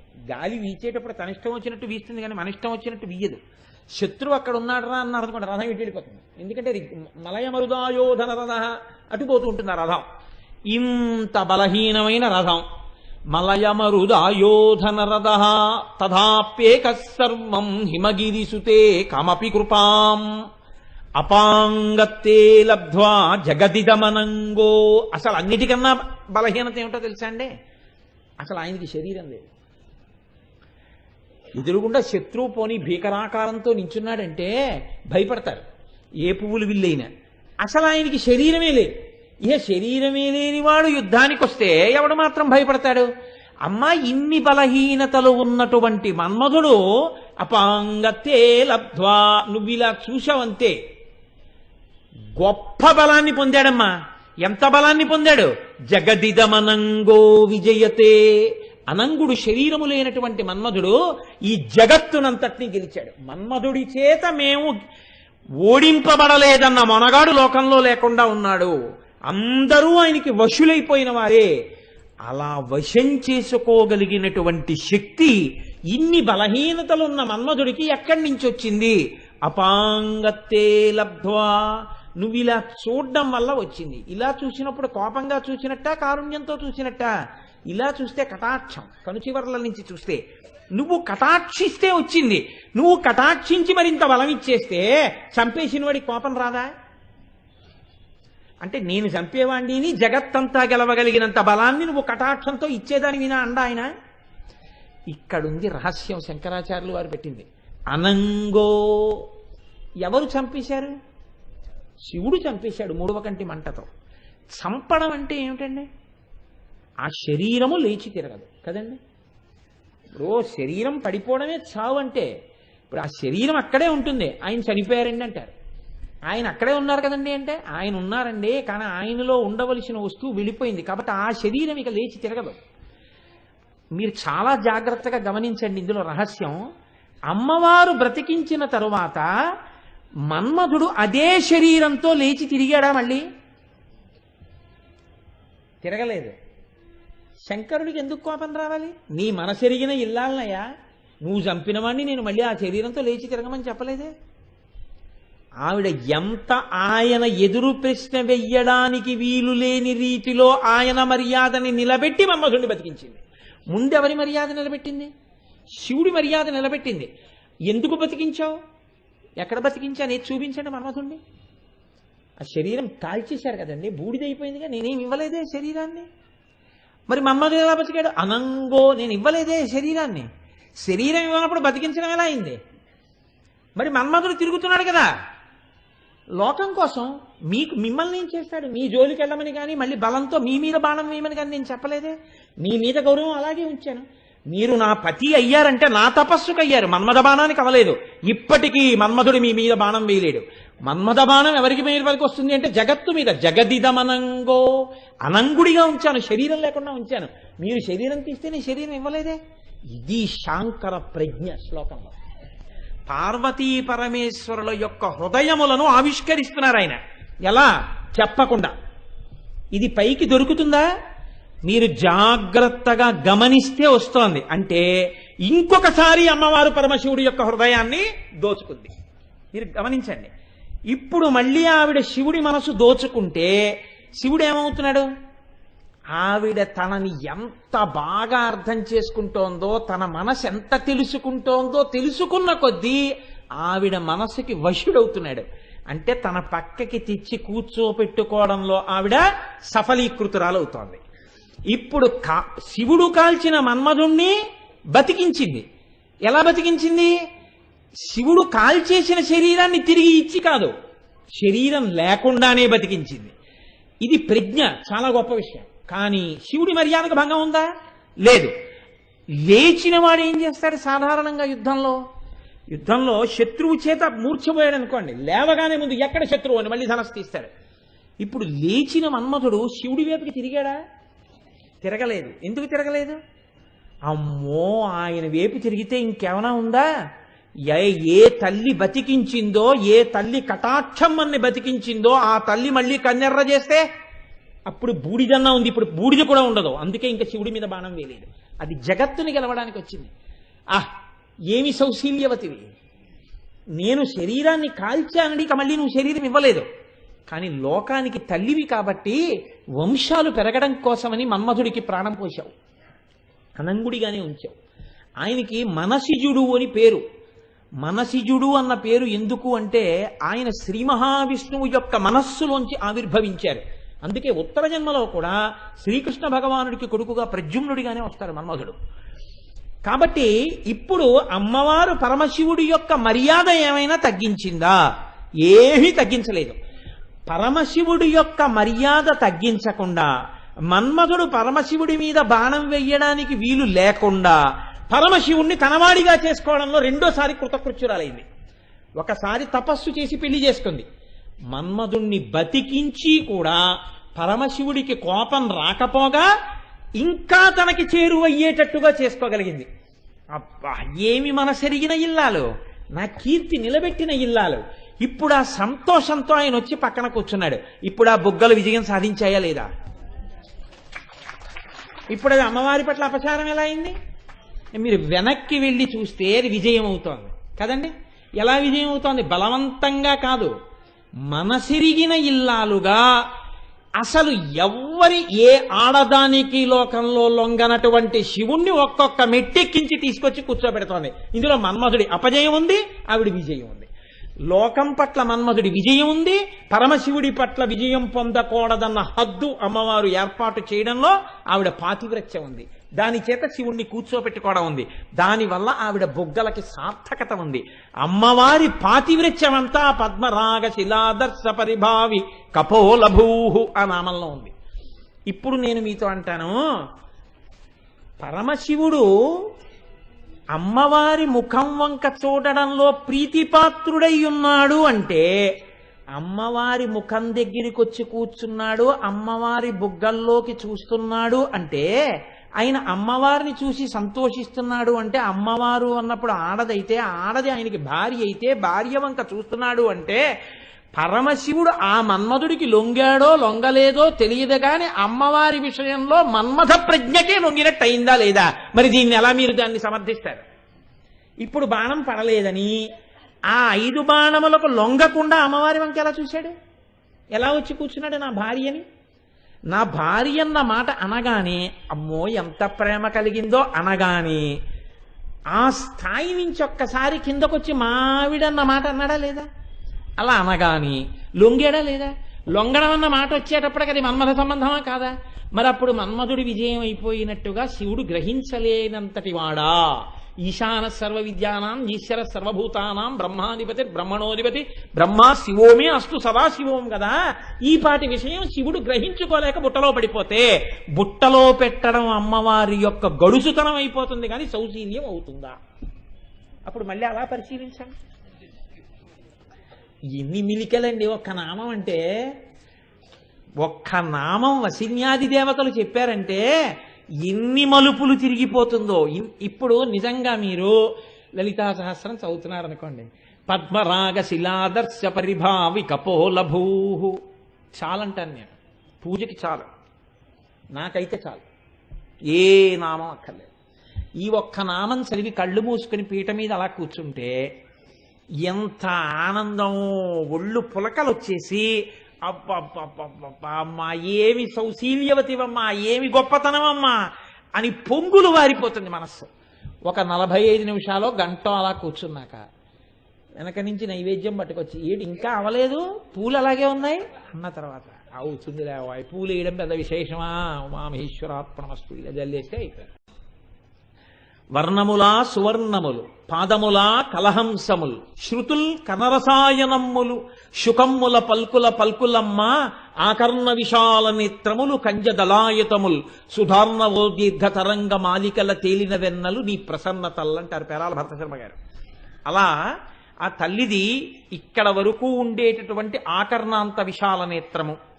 ఈ కన్నులు ఇలా వెడుతూ నాకు కనపడ్డాయి. వెడుతున్నప్పుడు ఈ కన్ను ఇక్కడ వరకు వెడుతోంది గుడ్డంటే కను రెప్ప కూడా ఇక్కడి నుంచి ఇక్కడ వరకు ఇలా ఉండాలి కదా. ఇలా ఉంటే దాని ఆ కను రెప్పకి చివర ఉండేటటువంటి వెంట్రుకలు కూడా ఇలా ఇక్కడి నుంచి ఇక్కడికి ఉండాలి కదా. అమ్మా శివుడు ఎందుకు వచ్చి కూర్చున్నాడో నాకు అర్థమైంది అన్నారు. అది మన్మధుడి ప్రజ్ఞ కాదు. మన్మధుడు 5 బాణములే ఆయనకున్నాయి. ఆ 5 బాణములో ఏ బాణము వేసి శివుణ్ణి తీసుకొచ్చి అమ్మవారి పక్కన కూర్చోపెట్టలేడు. అమ్మవారి మీద అలా ప్రేమ ఏర్పడేటట్టుగా శివుణ్ణి చెయ్యడానికి 6వ బాణం ఒకటి తెచ్చుకోవలసి వచ్చింది మన్మధుడు. ఆ 6వ బాణం ఎక్కడితో తెలుసా? అది లోకంలో ఇంకెవ్వరి మీద వేయరు, ఒక్క శివుడి మీద వేయడానికి మాత్రమే పనికొచ్చే బాణం. ప్రతి బాణానికి గరుడ పక్షి యొక్క ఈకలు కడతారు. అమ్మా నువ్వు అత్యంత ప్రేమతో నీ భర్త వంక చూసినప్పుడు నీ నిజాయితీ అంతా నీ కళ్ళల్లో కనపడితే ఆ కళ్ళ సౌందర్యానికి శంకరుడు వశుడయ్యాడు. ఈ సౌందర్యమే నీ కనురెప్పకి ఉన్నటువంటి వెంట్రుకలే. ఆ కనురెప్పకి ఉన్న వెంట్రుకలు మాత్రమే తన బాణమునకు ఈకలుగా కట్టుకుని నీ చూపు అనేటటువంటి బాణాన్నే మన్మధుడు శివుడి మీద వేసినట్టు లెక్క. అంటే మన్మధుడి యొక్క 5 బాణములకు శివుడు వశుడు కాలేదు. ఇది 6వ బాణం. ఈ 6వ బాణం సృష్టిలో మన్మధుడికి లేదు, నువ్వే ఇచ్చావు. ఎలా ఇచ్చావు? పరమశివుణ్ణి మోసం చేసి కాదు. మోసం చేస్తే కళ్ళల్లో తెలుస్తుంది. సర్వజ్ఞుడైన శంకరుడు నీ కళ్ళల్లోకి చూసినప్పుడు మోసం చేస్తే కనిపెట్టలేని వాడు కాడు. నువ్వు ఎంత సౌశీల్యవతివో, ఎంత ప్రియమైన దానివో, ఎంతగా భర్తని అనువర్తించేదానివో నీ కన్నులలోకి చూస్తే శంకరుడికి తెలిసిపోయింది. అంత ప్రీతి కలిగిన దానివి, ఎప్పుడు ఆయన మర్యాద నిలబెట్టాలనేటటువంటి గౌరవం ఉన్నదానివి. అంతటి స్వచ్ఛమైన నీ కన్నుల యొక్క చూపుల బాణమునకు, అంటే నీ పాతివ్రత్యమన్న బాణమునకు ఆ కను వెంట్రుకలు గద్ద ఈకలైతే ఈ బాణానికి శివుడు వశుడయ్యాడు. అంటే ఇది మన్మథ బాణము, 6వ బాణము. అందరిలా పురుషుల మీద పడే బాణం కాదు, అందరిలా స్త్రీల మీద పడే బాణం కాదు. అమ్మవారి కన్నులలో ఉన్నటువంటి పాతివ్రత్య స్వచ్ఛత, సౌశీల్యత మాత్రమే పరమశివుణ్ణి పక్కన కూర్చోపెట్టింది. ఇంకొక మాట, 3వ మారు పరమశివుణ్ణి పక్కన కూర్చోపెట్టడానికి ఏది కారణమైంది? అమ్మవారి యొక్క పాతివ్రత్యమే, అమ్మవారి సౌశీల్యమే. ఇప్పుడు ఎవరిది గెలుపు? అమ్మవారిదే గెలుపు. మళ్ళీ ఇంకో అనుమానం రావచ్చు, ఇలా ఎప్పుడూ బాణాలు అమ్మవారే వేసి కూర్చోపెడుతుంటుందా, ఎప్పుడూ తన సౌశీల్యంతోనే తెచ్చి కూర్చోపెడుతుందా? ఒక్కసారి లొంగాడు కదా అని మన్మధుడు కూడా అవకాశం చూసుకుని ఇప్పుడు లొంగి ఉన్నాడు కదా, ఇప్పుడు మనం బాణం వేస్తే ఏం చెయ్యగలడని వేస్తుంటాడా ఆదమరిచి ఉండగా? మళ్ళీ ఎవరిని అడగాలి మీరే? మళ్ళీ శంకరాచార్యుల వారిని అడగాలి. కాబట్టి మళ్ళీ శంకర్లు అంటారు స్ఫురద్గండాభోగ ప్రతిఫలిత తాటంకయుగళం. మళ్ళీ ఎక్కడికి వస్తున్నారు? మళ్ళీ చెక్కెళ్ళ దగ్గరికి వస్తున్నారు ఆయన కూడా. తిరిగి తిరిగి తిరిగి తిరిగి శ్లోకం ఎక్కడికి వస్తుందో చూడండి. స్ఫురద్గండాభోగ ప్రతిఫలిత తాటంకయుగళం చతుశ్చక్రం మన్యే తవ ముఖమిదం మన్మథరథం యమారుహ్యద్రుహ్యత్కవనిరథమర్కేందుచరణం మహావీరో మార ప్రమదపతయే సంగీతవతే అన్నారు. అమ్మా మన్యే అంటే నేను ఊహిస్తున్నాను అన్నారు. శంకరాచార్యులు వారు అమ్మవారి దగ్గరికి వెళ్ళి కూర్చున్నారు. మీరు ఒకటి గుర్తు పెట్టుకుని ఉండాలి ఎప్పుడు. అమ్మవారి దగ్గరికి వెళ్ళి అమ్మా మన్మధుడు పరమశివుణ్ణి గెలవబోతున్నాడు అన్నారు అనుకోండి. అమ్మవారు కనుబొమలు చిట్లిస్తే సౌశీల్యమా? భలే ఉందంటే సౌశీల్యమా? ఎప్పుడు సౌశీల్యం? సాధారణంగా లోకంలో ఏమిటంటే ఏ ఆడదైనా ఎందుకు సంతోషించాలంటే తన భర్త మీద మన్మథ బాణం పడి తనకి వశుడైతే సంతోషించాలి, సబాష్ అని. ఇప్పుడు అయ్యవారి మీద మన్మథ బాణాలు పడి గెలుస్తున్నాడమ్మా మన్మథుడు, అందుకని పరమశివుడు నీ పాదాక్రాంతుడైపోతున్నాడంటే అమ్మవారు సంతోషించచ్చా? సంతోషిస్తే వెనక శ్లోకంలో నిజాయితీ ఏది? మరి మన్మథుడు అటువంటి ప్రయత్నం ఎప్పటికీ చెయ్యలేడన్న విషయాన్ని ఎలా చెప్పాలి? ఎంత చమత్కారంగా చెప్తున్నారో చూడండి. ఓ రోజు శంకరాచార్యులు వారి అమ్మవారి దగ్గర కూర్చున్నారట. అమ్మవారు అందుట ఏమిటి శంకరా ఇలా వచ్చావని. అమ్మా పెద్ద యుద్ధ ప్రయత్నం జరిగిపోతోందమ్మా అన్నారు. యుద్ధ ప్రయత్నం రహస్యంగా ఉంటుంది. అది ఓటర్ కార్డు గుర్తింపు కోసమని ఇంటింటికి వచ్చినట్టు ఉండదు. రాజులు యుద్ధానికి సన్నద్ధమైతే చాలా రహస్యంగా ఏర్పాట్లు చేసుకుంటారు. యుద్ధానికి బయలుదేరిపోయాక తెలుస్తుంది. అప్పటి వరకు రహస్యంగా ఉంచుతారు. లేకపోతే అవతలవాడు కూడా ప్రతిద్వంద్వి సిద్ధమైపోతాడు. అందుకని ఇప్పుడు రహస్యంగా జరుగుతోంది యుద్ధానికి ఏర్పాటు. ఎవరి మీద? ఆవిడికి ఎందుకు చెప్పాలి? పరమశివుడి మీద యుద్ధానికి పెడుతున్నాడు ఒక ఆయన. ఎవరు? మన్మథుడు పెడుతున్నాడు. ఎవరు వెళ్ళినా అమ్మవారు బెంగెట్టుకోదు. ఎందుకని? శక్తి ఆవిడ. ఆవిడ శక్తి అయి ఉండగా శివుణ్ణి ఓడించగలిగిన వాడు ఎవరు? ఆ మాట అనగానే ఆవిడ ఇలా కనుబొమ ఎత్తుతుందంతే, పడిపోవలసిందే అవతలవాడు. ఇప్పుడు ఎవరు వెళ్తున్నారు? ఎవరు పరమశివుడి మీద బాణం వెయ్యడని నమ్మిందో అమ్మవారు వాడే పెడుతున్నాడని చెప్తున్నారు శంకరాచార్యుల వారు. అమ్మా నాకు అనుమానంగా ఉందమ్మా, మన్యే ఊహిస్తున్నానమ్మా అన్నారు. ఏమి శంకరా ఎందుకు నీకు భయం? మన్మధుడు యుద్ధం చేస్తాడు శివుడి మీద ఎందుకు అనుకుంటున్నావు అంటే, అమ్మా మన్మధుడు యుద్ధానికి వెడుతున్నాడని నేను అనుకోవడానికి నాకు ఒక బలమైన ఆధారం ఒకటి దొరికింది. ఏమిటి దొరికింది శంకరా నీకు? చాలా బలమైన రథాన్ని ఒకదాన్ని చేకూర్చుకున్నాడమ్మా. మన్మధుడికి అంత బలమైన రథం దొరికిందా? ఎక్కడ దొరికిందయా? ఎక్కడుంది రథం? నాకు తెలియకుండా మన్మధుడికి రథం ఎక్కడది? అనంగుడు కదా. అంటే శంకరులు అంటున్నారు స్ఫురద్గండాభోగ ప్రతిఫలిత తాటంకయుగళం. అమ్మా నీ చెక్కిళ్ళున్నాయే ఇవి పద్మరాగ శిలాదర్శ పరిభావి కపోలభూ అద్దాల్లా ఉంటాయి. ఇందులో నువ్వు చెవులకు పెట్టుకున్నటువంటి తాటంకములు ఊగుతుంటాయి. ఊగుతూ ఈ బుగ్గల్లో ప్రతిఫలిస్తుంటాయి, ప్రతిబింబాలు పడతాయి. ఇక్కడ పెట్టుకున్నటువంటి తాటంకములు ఇక్కడ ప్రతిబింబాల్లా పడతాయి. ఇప్పుడు మన్మధుడు ఏం చేశాడంటే ఇక్కడ ఉన్న తాటంకములు ఇక్కడ కూడా ప్రతిబింబాల్లా పడితే ఇక్కడ ప్రతిబింబాన్ని ఇక్కడ బింబాన్ని, ఇక్కడ ప్రతిబింబాన్ని ఇక్కడ బింబాన్ని నాలుగింటిని 4 చక్రాలుగా చేసుకుని నీ ముఖమన్న రథం ఎక్కి కూర్చున్నాడు. యుద్ధానికి పరమశివుణ్ణి పిలిచాడు. పరమశివుడు అన్నాడు వాడు నా మీదకి యుద్ధానికి వచ్చేవాడా పదన్నాడు. పరమశివుడు రథం ఏమిటి? ఆయనకి భూమి రథం. దీనికి చక్రాలు ఏమిటి? సూర్యుడు చంద్రుడు. అమ్మా ఆయన రథానికి 2 చక్రాలు, ఈయన రథానికి 4 చక్రాలు. అందుకని రథానికి బలం ఎక్కువైందా లేదా అని నేను ఊహిస్తున్నానమ్మా. ఇప్పుడు మీరు ఆలోచించండి, ఈ అమ్మవారి యొక్క బుగ్గలు అద్దములులా ప్రకాశించి ప్రతిబింబాలు పడాలంటే రాగరంజితములవుతాయి. ఎప్పుడు రాగరంజితములవుతాయి అంటే ఆవిడ బుగ్గల్లో ఈ రథం అంటే అలా ఉండిపోయింది కాదు కదండి, కదులుతుంది రథం అంటే. చక్రాలు కదిపి చూసుకుంటారు రథం బాగా నడుస్తోందని, లేకపోతే ఎక్కిన తర్వాత 4 అడుగులు వెళ్ళి విరిగిపోతాయి. బాగా వేగాన్ని తట్టుకుంటుందా లేదా చూస్తారు. ఈ రథం కూడా బాగా కదులుతుందని ఎప్పుడు తెలుస్తుంది? ఈ చక్రాలు కదిలితే. చక్రాలు కదలాలంటే ముందు ఇక్కడ కదలాలి, తాటంకం ఇలా ఊగాలి. ఇలా ఊగిందనుకోండి ఇక్కడ కూడా ఊగుతుంది, ఊగి కనపడుతుంది అద్దంలో కూడా. బయట ఊగితే అద్దంలో ఊగి కనపడుతుంది కదండి, అందుకని ఇక్కడ కూడా ఊగి కనపడుతుంది. ఇప్పుడు ఇది ఊగాలంటే ఎలా ఊగుతుంది? అమ్మవారు ఇలా అంటే ఊగుతుంది. అమ్మవారు ఇలా ఇలా ఎప్పుడు అంటుంది? అవతలవాడి మీద కోపంతో అందనుకోండి ఇలాగా, అప్పుడు దీన్ని రథం చేసుకోగలడా మన్మధుడు? మన్మథ కార్యానికి కోపంతో ఉన్న ముఖం పనికిరాదు, ప్రసన్నమైన ముఖం పనికొస్తుంది. అమ్మవారు సంతోషంగా ఇలా ఎప్పుడు ఊపుతుంది?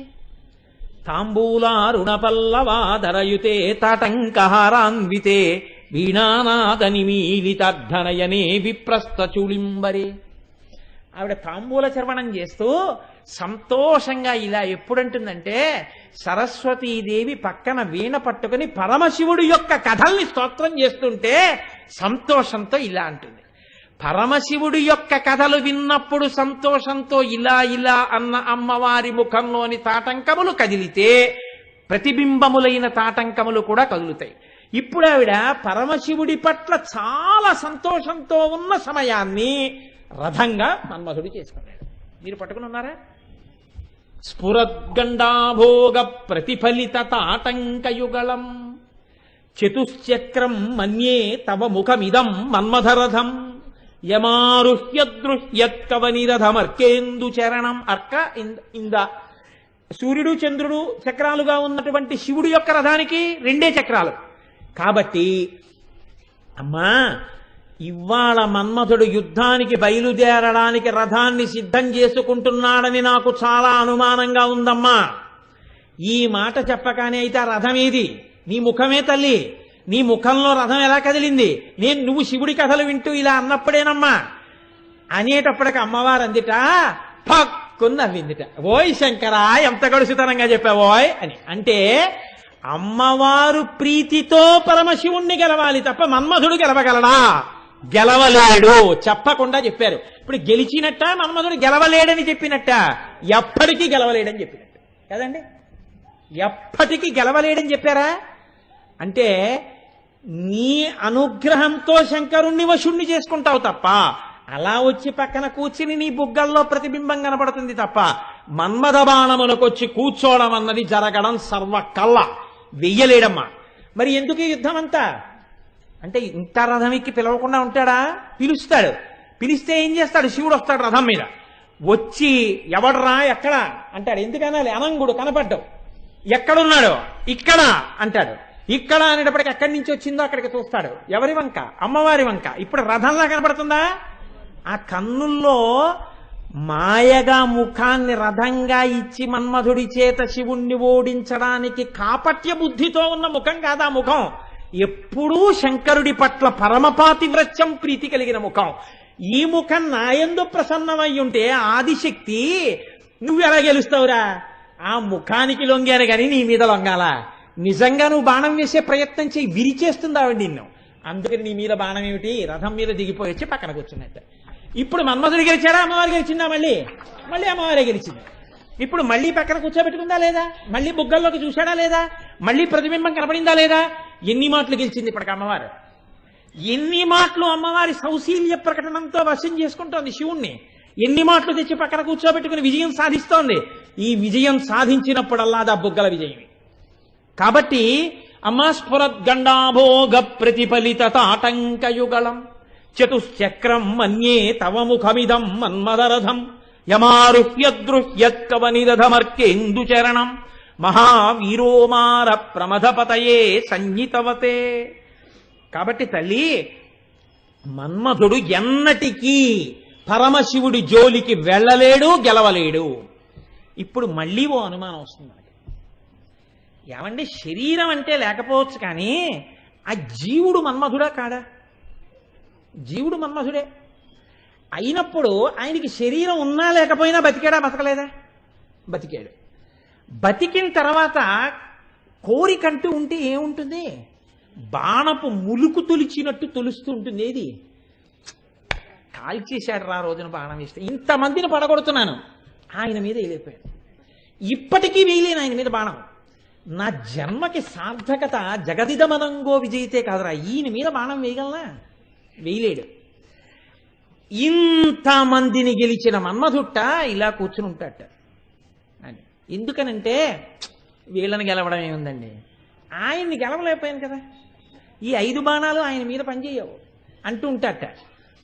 మరి ఇది కడుపులో కక్ష కింద పెరుగుతోంది అనుకోండి, ఎప్పటికైనా ప్రమాదమే ఈ శత్రువు.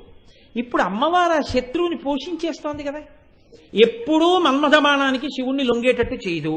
ఇప్పుడు పరోక్షంగా అమ్మవారు పరమశివుడి యొక్క శత్రువుని పోషిస్తూనే ఉందా లోకంలో లేదా? ఇప్పుడు అలా రండి, ఎన్ని బహుభంగిమలో వెళ్ళిపోతుందండి ఆ నామం. చాలా బాగుందండి. మన్మధుడు ఓడిపోతున్నాడు, అమ్మవారు గెలుస్తోంది, బాగుంది.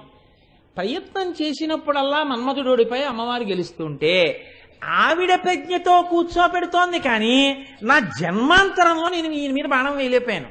సరికదా, ఒక్కసారే వేశాను. దాని ఫలితం ఏమిటంటే ఇప్పటికి లేని శరీరం, ఇప్పటికీ నేను వేయలేను బాణం, ఆవిడే గెలుస్తుందంటే. ఆయన్ని గెలిచానన్న కీర్తి నాకు వస్తుందా రాదా? ఇది ఉంటుందా ఉండదండి? శత్రువు అన్నవాడికి ఉండి తీరుతుంది. ఇప్పుడు ఆవిడ ఏం చేస్తోంది? వాడి మీద వేయి, వీడి మీద వేయి, వీడి మీద వేయి, జగదిదమనంగో విజయతే, జగత్తునంతటినీ గెలిపిస్తోంది. శక్తి ఆవిడే, వెనక ఉన్న శక్తి ఆవిడే. కానీ ఎప్పటికీ శివుడి మీద బాణం మాత్రం వేయనివ్వదు. వెయ్యినివ్వలేదు కదా అని చెప్పి శివుడు ఎక్కడో కూర్చుని ఆవిడ పక్కన కూర్చోవట్లేదని ఈవిడ కళ్ళొత్తుకుంటుంటే, పోనీ అమ్మ ఎందుకులేమ్మా, ఏం చేస్తాడు, ఎలాగో కాలిపోయాను, ఇంకో బాణం వేసేస్తాను అనొచ్చు. ఈయన అవసరం లేకుండా ఆయన తెచ్చి పక్కన కూర్చోబెట్టుకుంటుంది. ఇది ఈయన బాధ. తను గెలవలేకపోయిన వాడిని ఆవిడ గెలిచేసుకుని పతించేసేసుకుంది. మన్మథ బాణం అవసరం లేకుండా గెలుచుకోగలిగిన తల్లొకత్తు ఉంది లోకంలో అని నిరూపిస్తాం. ఇప్పుడు తన బాణములకు పరిమితి వచ్చింది. ఇది ఇంకా కక్ష పెరుగుతోంది రోజు రోజుకి. ఈ కోణం లేదని మీరు ఎలా అనుకుంటున్నారు? శత్రువు అన్నవాడికి ఉండి తీరుతుంది కదా. ఇప్పుడు అమ్మవారు దూరదృష్టితో ఏం చెయ్యాలి? శంకరుడికి తెలియకుండా మన్మధుడు గెలిచాడన్న కీర్తి మన్మధుడికి కట్టబెట్టాలి. అక్కడితో ఏం చేస్తాడు? ఉపశమనం పొందేస్తాడు. అమ్మయ్య గెలిచేశాను సార్ అనుకుంటాడు. అసలు గెలిచాడా గెలవలేదా అంటే ఎప్పటికీ గెలవలేడు. అలా గెలవలేకుండానూ ఉంచాలి, గెలిచేశానన్న కీర్తిని ఇచ్చేయాలి. ఇది శివుడికి మాత్రం ఆయనకు అర్థమైనప్పుడు పిల్లాడి వెర్రితనం అనుకోవాలి. ఎందుకని? ఆయన ఈశాన సర్వ విద్యానాం కాబట్టి ఆయనకు అర్థం అవ్వాలి. ఏమని? వీడి మోహం, ఇది వీడి గెలుపు కాదని ఆయనకి తెలియాలి. పిల్లాడు మాత్రం ఏమనుకోవాలి? అజ్ఞానంలో నేనే గెలిచాను అనుకోవాలి. తనేం చెయ్యాలి? తన భర్తకి శత్రువు పెరగకుండా చూడాలి. ఏకకాలమునందు సాధించాలి. ఎలా సాధించాలి? ఇలా ఇంకోసారి సాధించింది అనుకోండి, ఇది పతాక స్థాయి, ఇక శత్రువు లేకుండా చేసేసింది. ఇప్పుడు మరీ పొంగిపోయి వచ్చే పక్కనే కూర్చుంటాడు. అప్పుడు పద్మరాగ శిలాదర్శ పరిభావి కపోలభో అని మీరు నేను చదివేసుకోవచ్చు కదండి. ఇలా ఎలా సాధిస్తుంది? ఇంత ఇంత typical situation. How to tackle it, ఎలా దీన్ని ఎదుర్కోవడం? మళ్ళీ ఎవరిని అడగాలి మనం? మళ్ళీ శంకరాచార్యులు వారిని. మళ్ళీ ఆయన అన్నారు, మృషా కృత్వా గోత్రస్కలనమధవై లక్ష్య సమితం లలాటే భర్తారే చరణ కమలే తాడయతితే చిరాదంతస్యదహన కృతమున్మూలితమత కిలా కోటిక్వాణై కిలికిలితమీశాన రిపుణ. రిపుణ అంటూ మొదలెట్టారు ఆయన శ్లోకం. రిపుణ అంటే శత్రువు. ఎటువంటి శత్రువుట? చిరాదంతశల్య. ఇప్పుడు బయట పెడుతున్నారు అసలు రహస్యం. మన్మధుడి కడుపు మండిపోయి ఉన్నాడు, బాణపు ములుకు గుచ్చుకున్నట్టు గుండెల్లో రగులుతోంది పగ. ఈయన్ని మాత్రం వశం చేసుకోలేకపోయాను అని. ఇప్పుడు అమ్మవారు ఈ శత్రువుని అని చెయ్యాలి, శివుడి కీర్తిని తగ్గించకూడదు. తను అంత అందంగా కథ నడపాలి. ఒక రోజున అటువంటి సన్నివేశాన్ని ఆవిడ వాడుకుంది. ఎప్పుడు వాడుకుందిట? దీని యోగ రహస్యం వేరు. ఈ శ్లోకాన్ని ఎంతో స్థాయిలో అర్థం చేసుకోవాలి తప్ప ఈ శ్లోకాన్ని చాలా అధమ స్థాయిలో చూసి దాని పట్ల వికటమైన స్వభావంతో ఉండకూడదు. మృషాకృత్వా గోత్రస్కలనమధవై లక్ష్య సమితం. ఒకానొక నాడు పరమశివుడు తన ఇల్లాలైనటువంటి పార్వతీదేవి ఉన్న ఏకాంత మందిరాన్ని చేరుకున్నాడు. హంసతూలికా తల్పం మీద తల్లి కూర్చునుంది. శంకరుడు కూడా దగ్గరికి వెళ్ళి పార్వతీ అని పిలవబోయి గంగా అని పిలిచాడు. ఇప్పుడు గంగా అని పిలిస్తే భార్య వద్దకు వెళ్ళి ప్రియురాలి పేరు పలికితే గోత్రస్ఖలనం అయిందంటారు. లోకంలో ఏదైనా సహింపబడుతుంది, కానీ తన సమక్షంలోనే భర్త ప్రియురాలి పేరు పలికితే ఎక్కడలేని కోపం వస్తుంది ఆడదానికి. అప్పుడు క్షమాబుద్ధి ఉందనుకోండి, అది స్త్రీ యొక్క సౌశీల్య ప్రకాశంగా ఉండదు. ఆడది ఆడతనాన్ని వ్యక్తీకరిస్తే బాగుంటుంది, మగవాడు మగబుద్ధిని ప్రకటిస్తేనే బాగుంటుంది. కాబట్టి ఇప్పుడు ఎంత అమ్మవారైనా తన భర్త తన దగ్గరికి వచ్చి గంగా అంటే పోన్లెద్దురు అన్ని పేర్లు నావే అంటే అది సర్వజ్ఞ సాంద్రక రుణ సమాన అధిక వర్జిత కింద ఉంటుంది. ఇప్పుడు అలా అనకూడదు, భర్త వచ్చినవాడు. కాబట్టి ఆవిడేం చేసిందిట, వచ్చి మృషాకృత్వా గోత్రస్కలన మధవై లక్ష్య సమితం, ఏదో పాపం గబగబా వచ్చేసి గంగా అన్నాడు. అన్న తర్వాత గబుక్కుని గుర్తొచ్చిన, అయ్యి బాబోయ్ ఇక్కడికి వచ్చి గంగా అన్నాను రా, కొంపలు అడిపోయాయి. ఎందుకని, ఆవిడ మొహం అసలే ఎరుపు, తన చెక్కుల కుంకుమ పత్రభంగ సంజనిత నవీన కాంతి వెదజల్లగ గద్గద కిన్నకంటి, అసలే బొగ్గలు ఎరుపు, దాని మీద రోషం వచ్చింది. ఇప్పుడు ఆ ఎరుపులో ఈ ఎరుపు కలిసింది, ఈ రెండు ఎరుపులు కలిసి బుగ్గల మీద రాసుకున్న అంగరాగముల ఎరుపుతో కలిసింది. ఈ మూడెరుపులు కలిసి కొత్త ఎరుపు కాంతి వచ్చింది, అసలే కాంతి ఈ ఎరుపు కాంతి. ఇది చూసి శంకరుడికి ఏం చెయ్యాలో అర్థం కాలేదు. ఎవరికి, ఎవడు ఈశాన సర్వ విద్యానాం ఈశ్వర సర్వభూతానాం బ్రహ్మాధిపతి బ్రహ్మణోధిపతి బ్రహ్మ శివోమే అస్తు సదాశివోమో, వాడికి ఆలోచన రాలేదు. ఇప్పుడు ఆయనకి ఏం చెయ్యాలో అర్థం కాక ఈవిడ్ని ప్రసన్నం చేసుకోవాలని గభాలన వంగి కాళ్ళు అట్టుకున్నట్టు. పట్టుకుంటే ఆవిడ ఊరుకోలేదుట. అన్నా ఇక్కడికి వచ్చి గంగా అంటావా అని చరణ కమలే తాళ ఎత్తితే, ఈడ్చి తన్నింది అనలేదు శంకరాచార్యులు వారు. ఎంత అందంగా రాశారో చూడండి ఆ శ్లోకాన్ని. తామర పువ్వు కాడ పట్టుకుని ఇలా అంటే ఎలా తగులుతుందో అంత అందంగా అంత సౌకుమార్యంగా ఉన్న అమ్మవారి పాదం పరమశివుడి యొక్క నుదుటికి తగిలిందిట. ఇలా వంగాడు కదండి, ఇలా అనేటప్పటికీ నుదుటికి తగిలింది. ఎప్పటి నుంచో కక్ష పట్టుకునున్నవాడు ఆ పడక గదిలో ఉన్నాడు మన్మథుడు. ఎప్పుడు అవకాశం దొరుకుతుందా అని చూస్తున్నాడు. శత్రువు అన్నవాడు ఏం చేస్తాడండి, నా శత్రువు ఎప్పుడు యామరులుతాడా అని చూస్తుంటాడు కదా, చూస్తున్నాడు. ఇలాంటప్పుడే దొరకాలని. నా బాణానికి ఎలాగో లొంగడు. ఈ నుదుటి మీద మూడో కన్య రామాన్ని కాల్చేసింది, దీన్ని తన్నే కాలోట్లేస్తోంది. ఇప్పుడు మనకి కీర్తి ఎలాగో దక్కదు కానీ మనం కొట్టలేం కానీ, ఈ కాలుని వెళ్ళి మనం పట్టుకుంటే ఈ కాలు తన్నినప్పుడు మనం కూడా తన్నేశామన్న కీర్తి మనకు వచ్చేస్తుంది అని వెళ్ళి ఆ పాదం పట్టుకున్నట్టు. పట్టుకుంటే కిలా కోటిక్వాణై కిలికిలితమీశాన రిపుణ, శత్రువు తన శత్రువు మీద గెలిస్తే వెంటనే జయహో విజయహో అని పెద్ద అరుపు అరిచి భేరీలు మోగిస్తారు. అలా ఎక్కడో జయహో విజయహో అరిచినట్టు అయిందిట. వెంటనే శివుడు లేచి ఏమిటి జయహో అని వినపడుతోంది, ఎవరో శత్రువు గెలిచినట్టని ఇలా చూశాడు. అనంగో శరీరం లేనివాడుగా కనపడలేదు.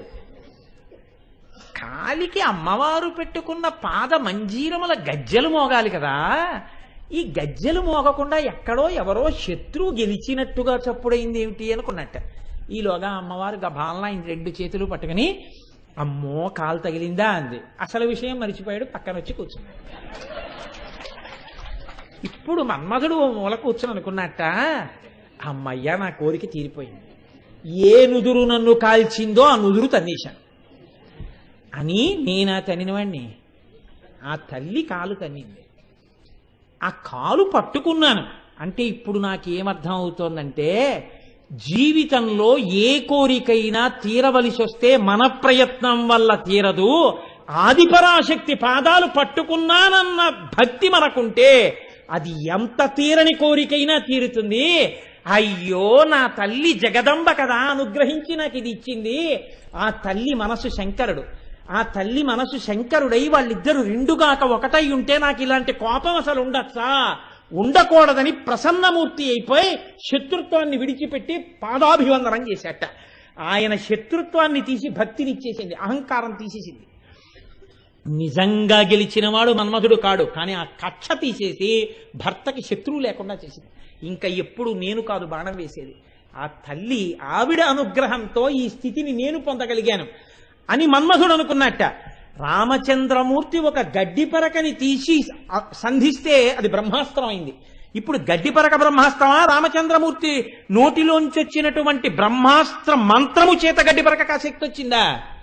రామచంద్రమూర్తి అభిమంత్రించడం చేత గడ్డిపరక శక్తిని పొందింది. అసలు ఒళ్ళు లేని నాదా ఈ శక్తి? ఆ జగదంబ యొక్క అనుగ్రహమా ఈ శక్తి? ఆవిడ అనుగ్రహం ఈ శక్తి. ఆవిడ అనుగ్రహంతో నా పట్ల ఇలాగే ఉండాలంటే నేను ఆయన పట్ల మర్యాదగా ఉంటే చాలు. ఆవిడ నా తల్లి, ఆయన నా తండ్రి, నాకెందుకు ఉండాలి కక్ష? నా తల్లిదండ్రుల పట్ల భక్తితోనే ఉంటానని మన్మధుడు కక్ష విడిచిపెట్టేసి మారిపోయి ఆ పరాశక్తి పాదం పట్టుకుంటే నా కోరిక తీరిపోయింది. ఆయన లలాటం తగిలాను అన్న తృప్తి కలిగింది. తల్లి జగదాంబ, నా కోరిక ఎంత గొప్పగా తీర్చావమ్మా అనుకున్నట్ట. అయ్యో, నేను వచ్చి గోత్రస్ఖలనం చేసిన తామర పువ్వులా ఇలా అని అయ్యో నా పాదం తగిలిందా అని 2 చేతులు పట్టుకుందే. ఇంత తప్పు చేసిన నన్ను తన కాలు నాకు తగిలిందేమో అని బెంగ పట్టుకుని చేతులు పట్టేసుకుంది తప్ప ఇంకా తను రాద్ధాంతం చేసి గొడవ పెట్టలేదే. ఎంత సౌశీల్యవతి నా భార్య అని మళ్ళీ ఇంకోసారి వచ్చి పరమశివుడు పక్కన కూర్చున్నాడు. ఇప్పుడు తన యొక్క ఔదార్యంతో, తన పాతివ్రత్యంతో, తన సౌశీల్యంతో గెలిచిందా గెలవలేదా? మన్మధుడికి పాఠం చెప్పిందా చెప్పలేదా? ఆవిడ పాదం పట్టుకుంటే ఏదైనా సాధించగలననేటటువంటి అనుగ్రహాన్ని మన్మధుడి యందు ప్రవేశపెట్టిందా లేదా? తద్వారా మనందరికీ కూడా అమ్మవారి అనుగ్రహంతో మనం పైకి రావాలి తప్ప నాదని నేను దేనికి అహంకరించకూడదు. నాలో ఏది కదలినా కదలిక జగదంబయే, ఆ పరాశక్తియే. ఆవిడ అనుగ్రహం తప్ప నాదన్నది ఏదీ లేదని నువ్వు అమ్మ పాదముల ముందు మోకరిల్లాలా? అమ్మ పాదముల ముందు నిలబడి నా అంతవాణ్ణి నేనని అహంకరిస్తావా? నువ్వు అహంకరించడానికి ఏం లేదురా. ఆ తల్లి శక్తి అటువంటిది. ఆవిడ పాదములను గట్టిగా పట్టుకున్నావా? ఆ తల్లి నిన్ను అనుగ్రహించి నీవు తప్పు మార్గంలో ఉన్న దిద్ది నిన్ను కొడుకుగా పక్కన కూర్చోబెట్టుకుంటుంది. అనంగుడిగా చేసి మన్మధుణ్ణి నిలబెట్టి అంత శక్తివంతుణ్ణి చేసిన తల్లి నిన్ను దారిలో పెట్టి, నిన్ను మంచి మార్గంలో పెట్టి, కీర్తినిచ్చి యశస్విని అయి నిన్ను పైకెత్తుతుందని నువ్వెందుకు ఊహించలేకపోతున్నావు? అది అని మనకి జ్ఞానోపదేశం చెయ్యడం కోసమని అమ్మవారి బుగ్గల్ని పద్మరాగ శిలాదర్శ పరిభావి కపోలభూ అన్న నామం తెచ్చి ఇంత వెనక్కెడితే, నువ్వు అంతర్మథనం చెందితే అప్పుడు నీలో ఇటువంటి అనుగ్రహం ప్రవేశించి నువ్వు చక్కటి జీవితాన్ని గడపగలిగినటువంటి స్థితిని పొందుతావని జగదంబ కృపని యందు వర్షింపచేయడానికి అమ్మవారు మార్గాన్ని మనకి చూపిస్తూ, మనం ఏ అహంకారంతో పుట్టామో, ఏ అహంకారాన్ని తొలగతోసుకోలేకపోతున్నామో ఆ అహంకారాన్ని విచారణం చేసుకోవడానికి అమ్మ మనకి ఇంత గొప్ప మార్గాన్ని ఇచ్చింది. ఇది తెలియగానే మనం ఏమంటాం? ఏమండి, ఇలా వెళ్ళిపోతే ఒక్క ఫర్లాంగు మీరు వెళ్ళిపోవచ్చు, కానీ ఈ మార్గంలో చిరుతపులు ఒకటి తిరుగుతోంది. అలా వెళ్ళిపోతే 3 మైళ్ళు, కానీ మీకు జనసంచారం ఉంటుంది, చలివేంద్రాలు ఉంటాయి, అన్నసత్రవులు ఉంటాయి, విశ్రాంతి గృహాలు ఉంటాయి, పెద్ద పెద్ద చెట్లుంటాయి. పరమభక్తులైన వాళ్ళు భజనలు చేస్తూ సంకీర్తనలు చేస్తూ వెడుతుంటారు. అది పరమభద్రమైన త్రోవ. అది దూరం దారిలా ఉంటుంది. ఇది దగ్గర త్రోవ, కానీ ఇక్కడ చిరతపుల్లు తిరుగుతాయి. అంటే మీరు ఈ త్రోవలో పెడతారా, ఆ త్రోవలో పెడతారా? దూరమైన ఆ త్రోవలో పెడతారు. నాదని అహంకరించి చిరతపులనబడేటటువంటి వేడినెత్తురు మరిగిన అహంకారమునకు గ్రస్తమై ఈ మార్గంలో తిరగడానికి ఇష్టపడతావా? పరాశక్తి యొక్క అనుగ్రహంతో బతుకుతున్నాను నేననేటటువంటి వినయంతో కొద్దిగా దూరమైన నా అంతటి వాణ్ణి నేనెంతటి వాణ్ణి అని విచారణ చేసుకుని వినయంతో నిలబడగలగడం అనేటటువంటి దానికి కొంత సమయం పట్టినా నువ్వు ఆ మార్గంలో వెళ్ళడానికి ఇచ్చగించాలా? అంటే వినీతుడవై వినయంతో బతకడం నేర్చుకున్న నాడు జగదంబ కృప కలుగుతుంది.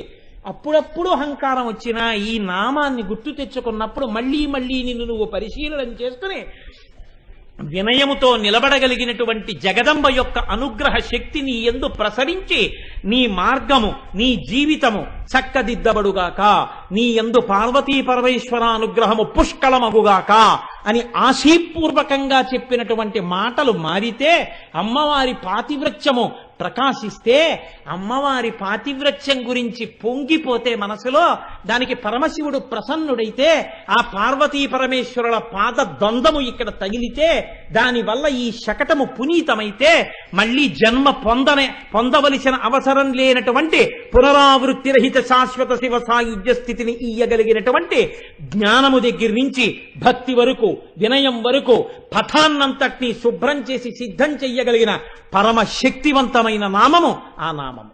అందుకని అమ్మవారి బొగ్గలు అద్దాలని చెప్పి నువ్వు సంతోషించాలా, ఈ విచారణ చేత నువ్వు గట్టెక్కవలసి ఉంటుందా అంటే ఈ మార్గమును అనుసరించిన నాడు ఆ నామం ఎప్పుడు తలుచుకుందామా, ఎప్పుడు చూద్దామా, ఎప్పుడు వినయం తెచ్చుకుందామా అని నీ మనసు వెంపర్లాడిపోతుంది.